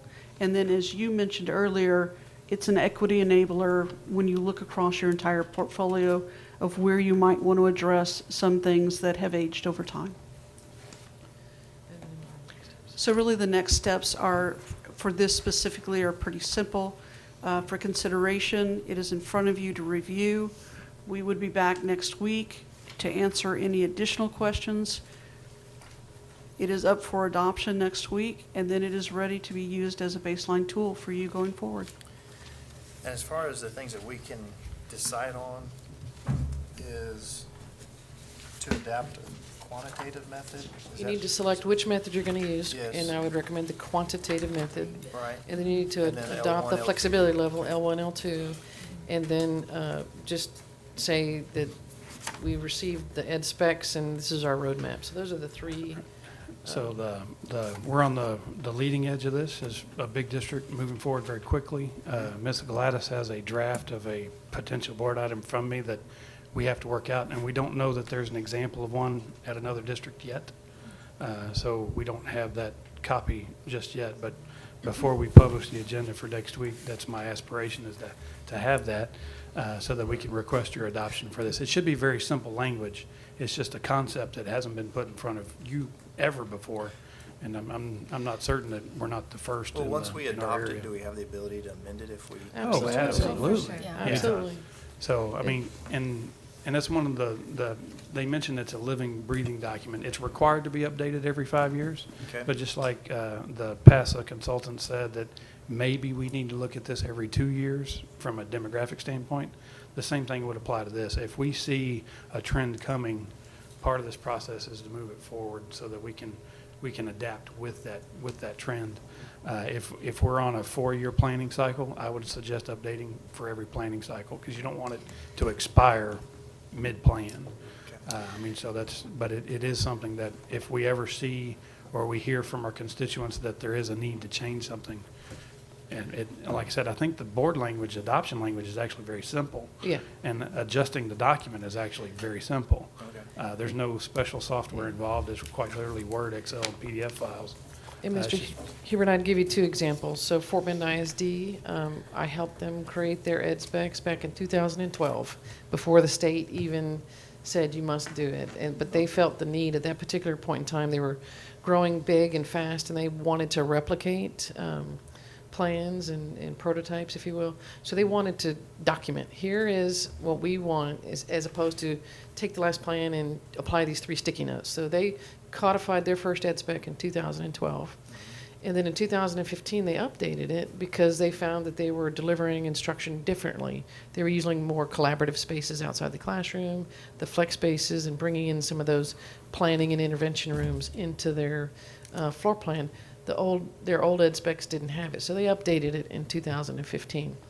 And then just last night at their board meeting, because 2015 is 5 years old, they readopted the ed specs recently because of the new change as of November 1st. You have to have a current ed spec that's not 5 years old. So they updated and refreshed and adopted. So that's kind of a 5-year plan for a large school district. I would share with you another example. Spring Branch ISD, clearly not as big as you guys are, but they had the 2007 bond plan that they replaced several elementary schools. There were like 13 of them in there. So they learned a lot from number 1 to 13. They're nowhere near the quantity that Conroe ISD is. But the schools 9, 10, 11, and 12, much different than the schools number 1. So they took the opportunity in 2016 to codify their new ed specs based on the current lessons learned. And then they went out for the bond plan in 2017 for capital improvement to replace the remaining elementary schools. So 2017, I have to do some math. 5 years later, we did a little update in 2019, so we bought 2 more years. In the 2019, they updated it because 2 things primarily were changing: how technology was deployed in the district.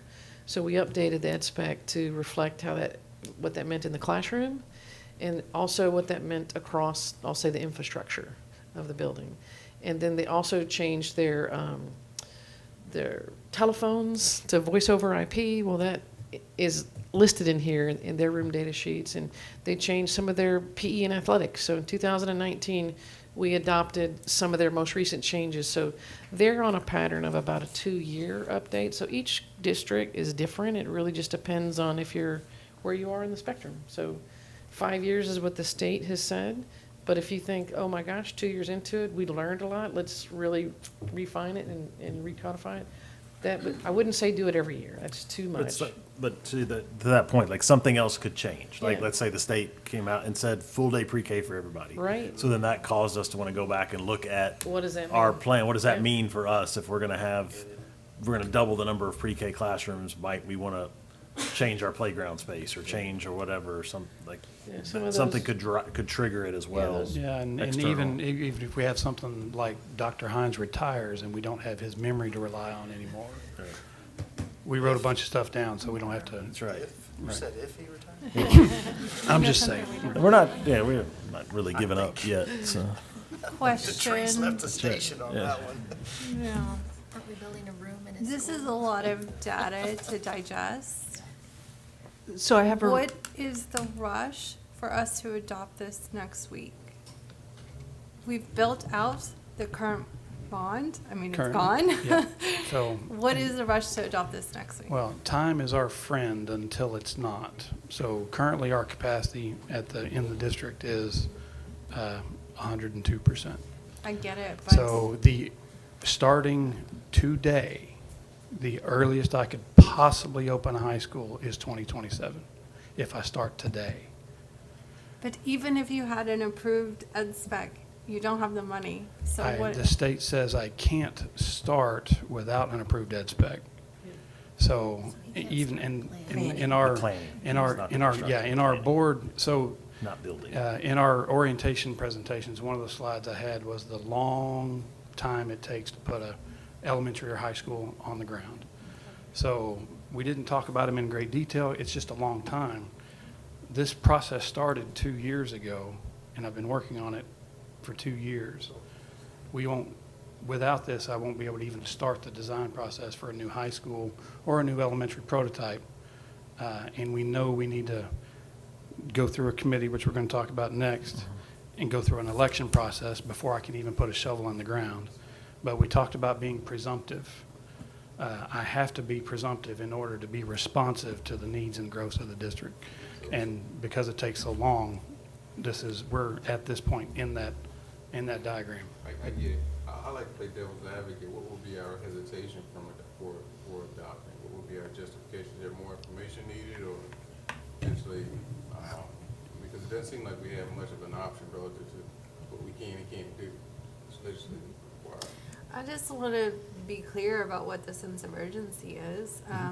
It's a lot of data to digest in a meaningful way, right? That we can give thoughtful input back. So I wanted to understand what is the sense of urgency for that. I think it's fair. You've been working on it for 2 years and we're given 5 days. Yeah. I don't disagree with that statement, but it was a conscious decision because we know we were going to entertain 3 new board members that needed to be bought into the program. And it's true, we gave you a document, just kind of, here's your package last month. And there was no context. So we're providing a little bit of context tonight. We're happy to facilitate any questions between now and our board meeting next week, and then discussion at the board meeting. So if there is an amendment needed, and we could put it off a month to work on it again, it would not be my recommendation. I mean, we feel like we've hired the right professionals, we've involved the right experts. There's really no risk in adopting this from a building standpoint, because it's just the very first starting piece, and we've got about at least 5 or 6 more approvals before we put a shovel in the ground. So we need to start now to finish and be responsive to our growth needs. I do have some layman's cliff notes to maybe help you navigate it, because the way you get through an elephant is one bite at a time. And really, the 4 are organized very similarly. You're not going to find great deviations from campus level to campus level. Spend some time with the front end, because that talks about the process, it talks about the methodology, and it talks about what we're trying to achieve. The later tabs are all departmental tabs. Nobody's going to expect you to walk through that spaceless program and read all the way through that. Really, to gain the essence of these documents, spend some time at the front end, and we hope that that conveys with clarity what they're about and how they can be used and how they can be leveraged for your advantage. Would you define front end for us? I just want to give this the thought that it should get. I mean, we all know, we just sat through a couple hours of how many schools we're going to have to build, right? And it's a dominoes, and we start with this one. So just want to give it the attention that it deserves. Oh, I would hope you would give it the attention it deserves, but I'll add, as new board members, we were given the binder with the information that we received in the first presentation, but we didn't receive anything on this. there wasn't, There was a It was thumb the drive. thumb drive, Yeah. and what I did I it, thought the thumb drive was, part of I thought it was part of the That's how I understood demographic the thumb study, drive. and that's where my misunderstanding with you Okay, was. okay. Because I didn't realize that either, and I had, to go through that demographic study, I was really trying to pay attention, and I thought that was the in fact, I demographic don't study think I on the computer misunderstood that. I thumb think we drive. were told that the thumb drive was this, so I don't think we misunderstood. well, I mean, in defense of that, even if you read this document, it had no context, so it would not make very much sense at all, so. So if I'm understanding, Right. oh, go ahead. No, I disagree respectfully. Okay. I do want to give it more, it's going to take some time to Sure. look through this. It's a lot. The good news is that the PDF file is bookmarked, so That's it always should great. should be easy to navigate through. Don't print that one either. Oh, Pardon? yeah, don't. Pardon? Don't accidentally send it to print.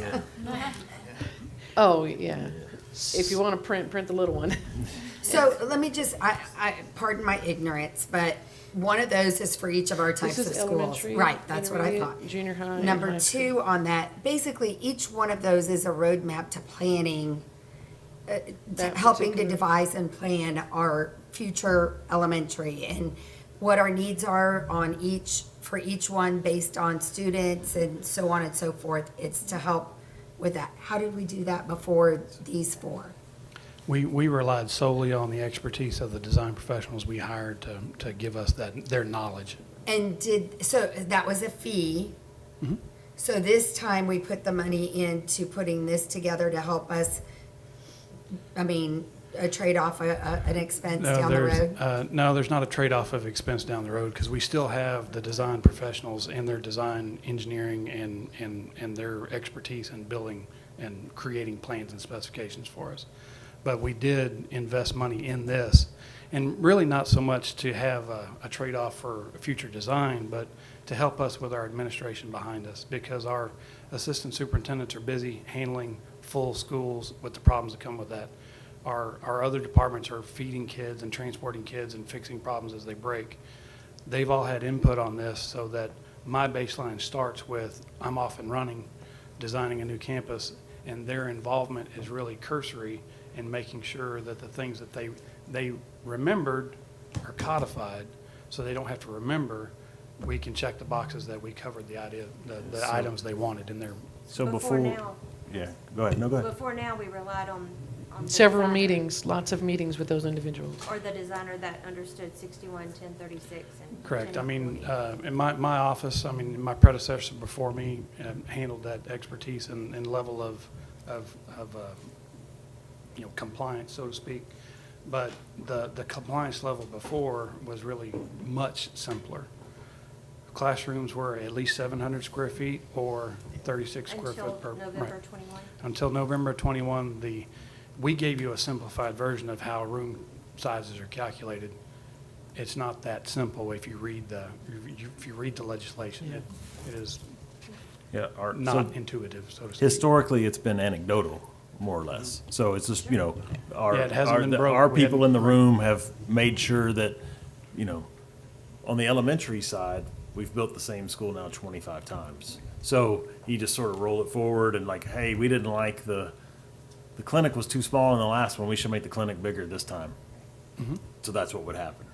But Right now, we have a if minimum standard Easy for left clinic. tomorrow and wasn't here, all that information or knowledge might have walked out the door with him, where now we have it written down to guide us. With Grand Oaks High School, for example, we used College Park as a starting point.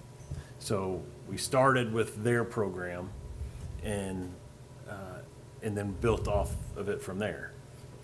Truthfully, probably 95% of what is in that high school book is probably Grand Oaks High School, because that's our most recent, current, the last one we did.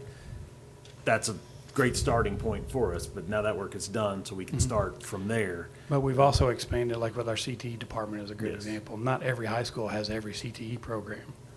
every CT program's in that book. So we can't build a high school that has every program in that book. So we're going to have to make some decisions and get approvals on what that high school does actually contain and teach. But that's our starting point. So we can look to move this, if you need us to, we can move it to January. That's, I mean, you know, it'll, it's a month, but, you know, we're out for 2 weeks, so it's really gonna cost us, you know, 15 days of work, which we can do that to accommodate you. We want you to feel comfortable with it and have time to look at it, so we can make that adjustment. I can feel easy looking at me. Yeah, I'm But not we happy, want you but to I have, can- we want you to have time to do that, so that's a simple enough adjustment that we can Indeed. make. Yeah, 1 month in an 8-year cycle is not going to be Yeah. a deal breaker. So. Yeah, so we want to make sure we have it right, so we can do that, if that works for everyone. And we can look and see how that impacts some of the other items, but we can take a look, and if you have any other feedback on that, we can certainly I adjust. want to at least crack it open, I guess, to really understand, because right now there Mm-hmm. just seems like a lot, so. Yeah, so But I 100% agree with this Yeah. approach, and formalizing things, yes, 100% agree with it. Yeah. And So thank Mrs. you for all of the hard work and efforts you If- put in to create these things. Can you click forward one slide? I just think the last slide is very important. There's a lot of faces on there, people that put in a ton of time, and these are our folks and good people, and they just needed a Absolutely. moment of getting their due, because These are This the was- people that all participated in Yes. getting Those this are the data Conroe, together. Conroe Yes. folks, and Yes. myself and Jen and Steve are in the picture, I think, but, and Denise, but Well, the you were rest of part them of are it. all That's Conroe right. folks. And, Mrs. Chase, I would just say, if my advice is read the elementary one, the intermediate one is not much different, it's just a different grade level, but it's the same pieces and parts. So I'd read the elementary, and then when you go to the junior high, you're gonna find that the structure of the book is the same. So the administrative piece, like the front office, will just expand a little bit to respond to the secondary school level. And then instead of grade level classrooms, it's organized by core content classrooms. Okay. And then instead of just a gym, we have PE and athletics. Instead of a music room, we now have band and choir, et cetera. So if you really only want to look at two, the elementary and the junior high are probably the most digestible. The high school is just junior high on steroids, bringing in CTE and then expanding the offerings in fine arts and athletics. Well, I But- think y'all know now, if you give me something to read, I'm gonna read it. Sure. So, But if you find yourself crunched for time, those are the two I'd Yeah. look at first, Okay. just to be able to wrap your arms around the content. Sure. And then, As a quick visual, the front end, that kind of executive summary in the framework is the first 8 tabs. And by comparison, you can see content is really the bulk of all of these. And that first front end replicates pretty So that's the closely. same throughout, all four.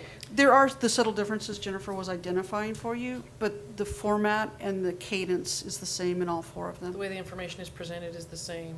Now, the front office is described different at the front end of the elementary as it is in the high school, but the organization of the front end has all the same elements. And then when you get back to security and things like that, it's replicated from your district standard. So there'll be some economy of scale, if you will, as you move through. But read the executive summary. That'll give you the square footage totals, the capacity totals, all the stuff that you really need to understand. And if you want to go deeper into, well, okay, what is the library? What are the pieces and parts of a library? Then I'd go to the library chapter and look at that. Or if you're interested in science, go look at the science chapter, just to get a flavor of how the content is put together, because each one of those chapters is organized the same. It just reflects its particular nature, whether it be a math classroom or a special education classroom or art room or science, et cetera. With that, are there any questions? But I would like to acknowledge our appreciation in the process. We're very thankful to be able to have worked with Conroe ISD, and the content that was delivered from our experts back here. They were instrumental in making this a true success. So I cannot thank the ones that are here tonight for participating, because it was really their collective conversation and knowledge that crafted this. We were the vehicle to help document it, facilitate it, and document it. Well, thank you for your work. Yeah. Thank you. I just want to note, because I know if, I'm not the only one sitting here with this thought as I look at this picture, but Richard Woodruff is pictured here, who was our social studies coordinator, who passed away from cancer. So it made me smile and made me sad just to see this picture and see Richard, and I know everybody probably felt the same thing, so I just want to acknowledge that. Good man. Yeah, he's under between the H and the A, tall guy. Yeah, so, that's the one there. All right, any other questions, comments? Thank you very much. Do we need a quick break? We don't have a ton left, but we want a 5 minute or just We got left. How much time? 15 minutes maybe? We'll try to go quick. No, let's knock it out. You want to just roll? I'm good. Wanna roll? Let's roll. Let's roll. Good, let's go. Okay, so You'll find that to be the case. we're going to move on to the next piece then. This is a very introductory conversation about potential bond planning committee. So you know that everything we've talked about tonight, demographic study, and then potential of what it could look like with the construction process, leads you to a conversation about a potential bond. And the way we achieve that is we form a committee from the community that hears all of this information, and then they put together a recommendation, they bring it forward to the board, and the board then makes a decision of what they would take forward to the, can you scroll down for me? Can I just have that? Yes, you can. Thank you. What they would take forward to the voters. And so this is just an example. What you see on your screen is what would be a forward-facing bond committee website that we are trying to have prepared and ready to roll out as soon as we all feel comfortable in doing so. Now, there are things that we learned in the last process that I would like your feedback on, because there are some changes that I would like to see us made based on what we learned. And one is, my intention would be to make this committee much larger than last time. I think we need to have more voices in the room. My intention would be to make this committee ultra transparent, so that everyone knows exactly what's going on, meaning after each session, we do, summary videos that we would post and put out there. We would come back before you multiple times throughout the process just to update you on the committee's work and how they're feeling, what they've heard along the way, so that it's very, very much public. Just to kind of give you a sense of the dates associated with the potential bond election. Election day would be November 7th, 2023. In order to have a bond election on the ballot, you all would need to make that decision on or prior to August 21st. That'd be the last day that you could call for an election. So our intention would be to work with the committee starting in the spring, and you can see the potential dates there, where we would meet with the committee starting in February, all the way through May if necessary. And so typically you would see on, as we develop this further, there'd be different topics on different days. So the first day is probably an overview. The second day might be financial impacts. The third day is probably demographic study. The fourth meeting, you talk about new schools. The fifth day, you talk about existing school. One day you talk about athletics, one day you talk about career and technical. So we work all the way through it with the intention of trying to wrap up the committee's thoughts by May. Once we get into May, everybody is too busy, staff and citizens included. So if we could have it wrapped up by May, that would give us May and June to go out and have some town halls with the community, and to share what the committee's thoughts are to the community and get feedback. We could share the committee's thoughts with you and get your feedback. To find out if there are any particular items either that are included or are omitted that are hot button items, right? That people are having a lot of consternation with, that we could then make an adjustment, and we could go back to the committee on July 17th and share with them both the board's feedback and the community's feedback to see if they would want to make any adjustments to their recommendation to you. And then they would come forward either at a specially called meeting in August or at the regularly scheduled board meeting in August, and they would bring forth to you a recommendation. You are not required to take the recommend. You could take the recommendation and approve it, or you could take it and amend it. It'd be your decision, but it's their job to bring you a recommendation. If you look here, this is a place where citizens could sign up and to be a part of the committee. And what we have here is some checkoff boxes. So I'm a business owner, I'm an employee, I'm a resident, parent, student. Would like to include students this time. We did not include students last time. I think we should hear from our kids. I think 8th grade and up are very capable of being on this committee and serving well. And then by feeder zone. So if we had demand, let's say 600 people showed up, we can break people out by category here and draw names based on either, if they're a parent, a resident, whatever, and then by feeder zone to make sure we get representation from across the community and across all different types of stakeholders. Certainly, as board members, if you had, a few folks that you're like, hey, this is somebody I really believe should be on the committee, absolutely, share the name. We'd ask them to fill out the form, so we get it. We have the form, but you share the name with us, say, this is somebody I really think needs to be on the committee. That's your privilege. We'll make sure that they get on there. And we would go forward. So just looking kind of for your feedback and your thoughts on kind of the process in general and our, kind of the way we're seeing it. Do you see it the same way, or something particular you would like to see different? We're open to it. Committee members did you have in mind total? I think somewhere between 100 and 200, based on what, how much interest we have. We have reserved the Jet Center, so we have the space. Last time we did it, we didn't have a room. This was our room. Right. So we had about 40 or 50 people because we didn't have a space that could hold more than that. Now we do, so I think we need to lean into that and get more voices in the room. And for all the dates we have, we've already reserved the building, so we know we have, I think we could accommodate 200.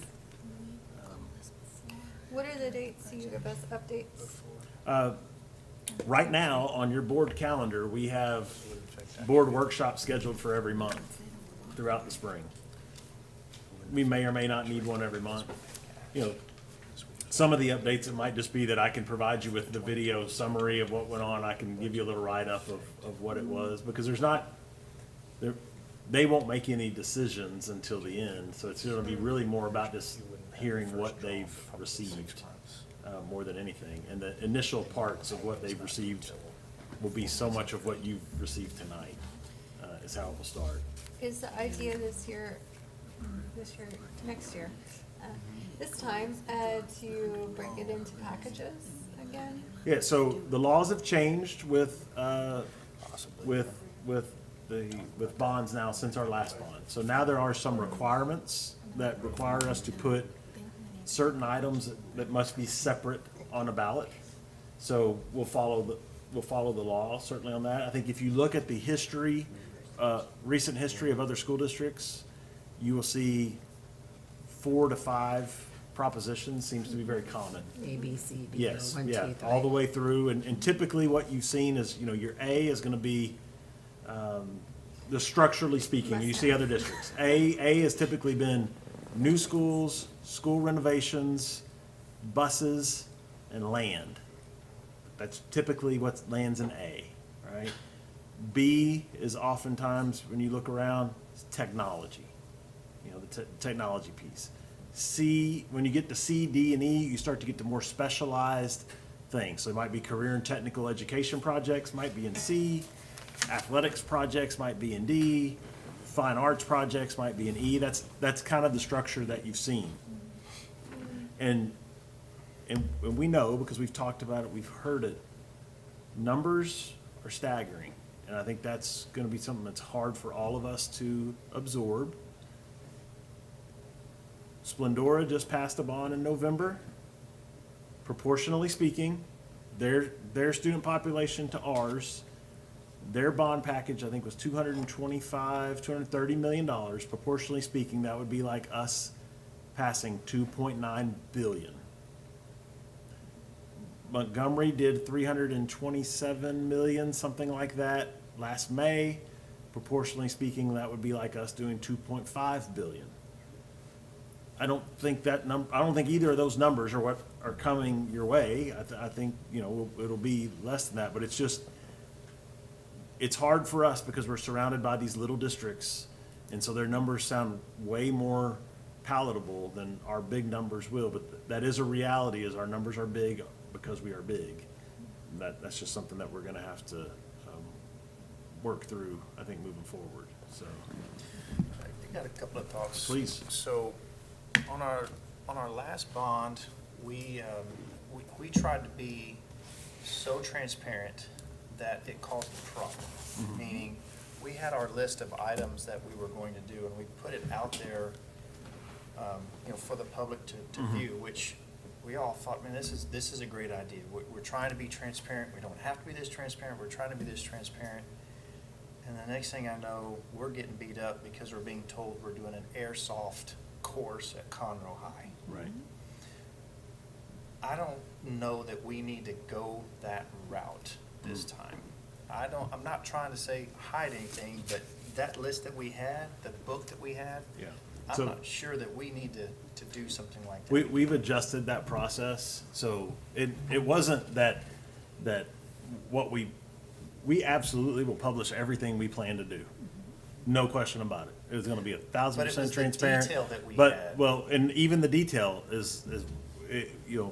we'll need to certainly address that, but what happened on that particular, what you're talking about is, we hire teams to help us do facility assessments Yeah. in previous bonds, and sometimes architects will make recommendations of things that we are never going to do.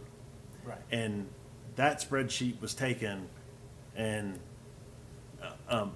put out there like we were ever gonna do those things. Those items were never included. So that process will not be done this time and included in that way. So there will be no confusion. The only thing that would be shared is what we're actually going to do, because we're not, all those things they're talking about were things that were never on the list, so. So the other thought that I have is, when it comes to a bond, obviously, the needs that we are gonna go through, we're gonna find the needs and put a dollar figure to it. But a bond is just a financial tool to pay for that stuff. Correct. So theoretically, we don't have to do a bond, right? Now, if the need is whatever it is, this is what I have heard, is we just pay cash or build it into your budget. So I would love to see some type of projection, Mr. Rice, that shows, hey, if you don't want to do a bond, that's fine. If we're going to build these schools, your tax rate's not going to be bang, whatever that is, just to show a bond is an option. But if you don't want to do that, community, that's fine. The school district may have to increase a tax rate to this to be able to facilitate the kids that are coming. So, absolutely, we can show something like that. So I think in a future, the first workshop that we go over, we need to look at the financial impacts of a potential bond. You should see that. We've seen those models, we're working through those models now to try to determine, what is our capacity if we don't raise the tax rate at all? What is the capacity with a 1 penny increase, a 2 penny increase, just so that you all can see that. And that's a process that we went through last time. And I would tell you, like, that was part of the guidance that the board gave us. Because I'm going to be looking for guidance from you, because what I don't want to do is go and facilitate this planning committee and have them come up with their big plan and a number that you're never going to feel comfortable supporting. Like, it would be a waste of all of those good people's time. So, what I will be looking from you is for parameters for you to say, look, and you may say, I will never support the tax rate going up more than 3 cents. Okay, well, then we know what that number is. You may say, I'll never support the tax rate going up at all. Okay, well, then we know what that number is going to be. And that's how we got to that situation like we were last time, where if that's the number, then all these things get wiped away and we have to stick in that number. But I'll be we'll want kind of your feedback on that, because I don't want to chase it. Because that will just frustrate the people, right? If they give all this time and then, Well, I agree. you know, you'd hate to have them make a recommendation and you all go, no, y'all are way off, and they're gonna, Well, that's what we did to them last time. yeah, and I don't want to do that to them. So we want to make sure that we're, you know, as we're providing them with information, we're, you know, the two things, the two big parameters that we tell them at the very first meeting is, you all have to produce a package that first, the board will support, and second, that potentially the voters can support. Because without support of both, none of your work. Sure, and it can't just be new construction sites. I mean, No, you no, no. can't just, there needs to be the ability for the schools that need to be addressed. They've got to be able to have a piece of that as well. So I understand new construction is important, but we have an aged school district, and we're very Yeah. close, believe it or not. It's hard to believe, but the Woodlands is about to be the oldest school in our district.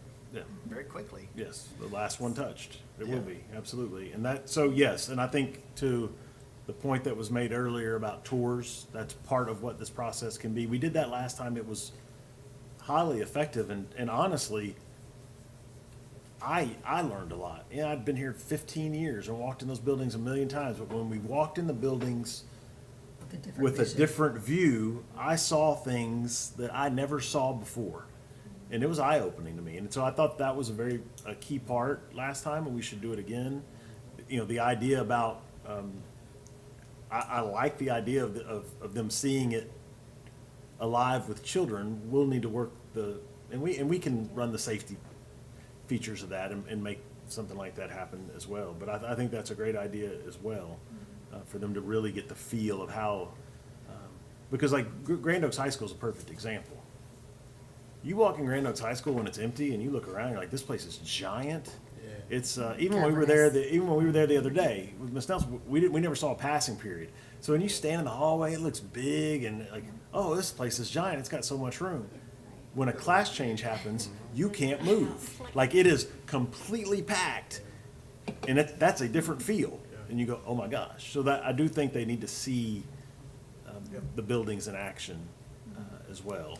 And they won't all be able to, No, but those but when that they can are gonna be able to word of mouth share Yes. with the others on their Agreed. committee. Agreed, yeah. And so- neighbors. Yeah, right, I think that's really powerful, and so, like we said, the last time we did bond planning, we did it the way it had always been done here. We learned a lot of lessons. I think we can apply those lessons this time, have a much more open process, much more transparent, many more people involved that can share the story of the processes and move through, and so that would be our plan. And if you all are comfortable with that, if not today, by next week, we would really like to turn this website forward-facing and begin the process of, because if we're gonna start the meetings in February, definitely before the Christmas break, we would love to turn this forward-facing and let people start signing up. And so I would encourage you,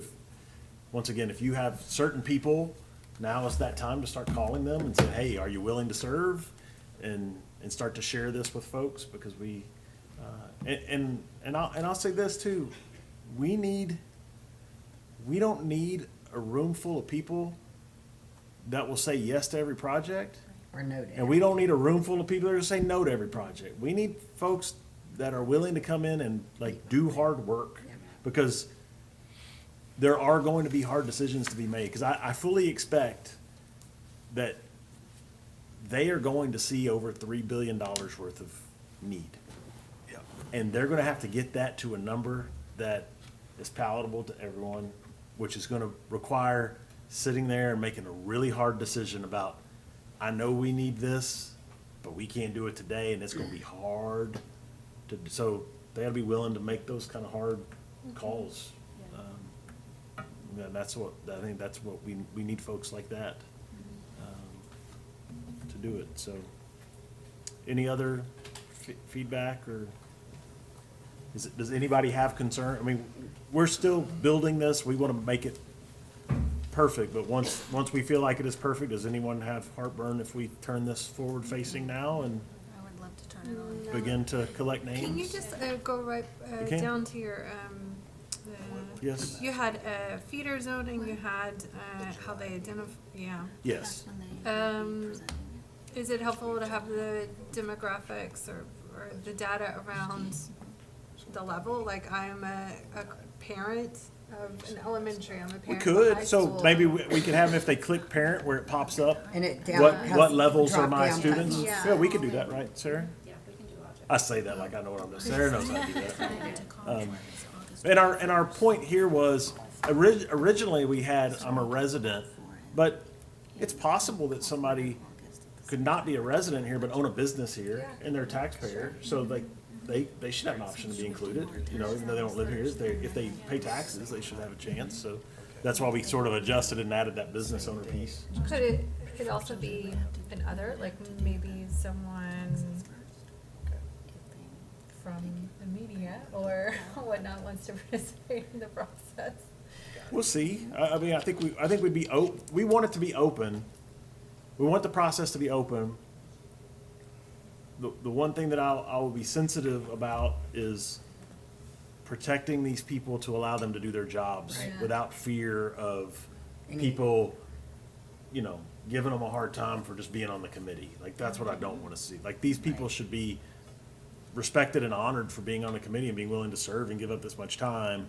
And so, you know, we'll do recaps of the meetings and things like that, but we're not gonna, you know, I don't want somebody to feel like, oh, I can't make this comment in this meeting because the media is here recording me or whatever it may be, so Or I'm gonna be harassed on social yeah, so there's gotta be a little bit of balance there of how do we protect them and allow them to do their job while also being completely transparent with the work that they're doing. Sure.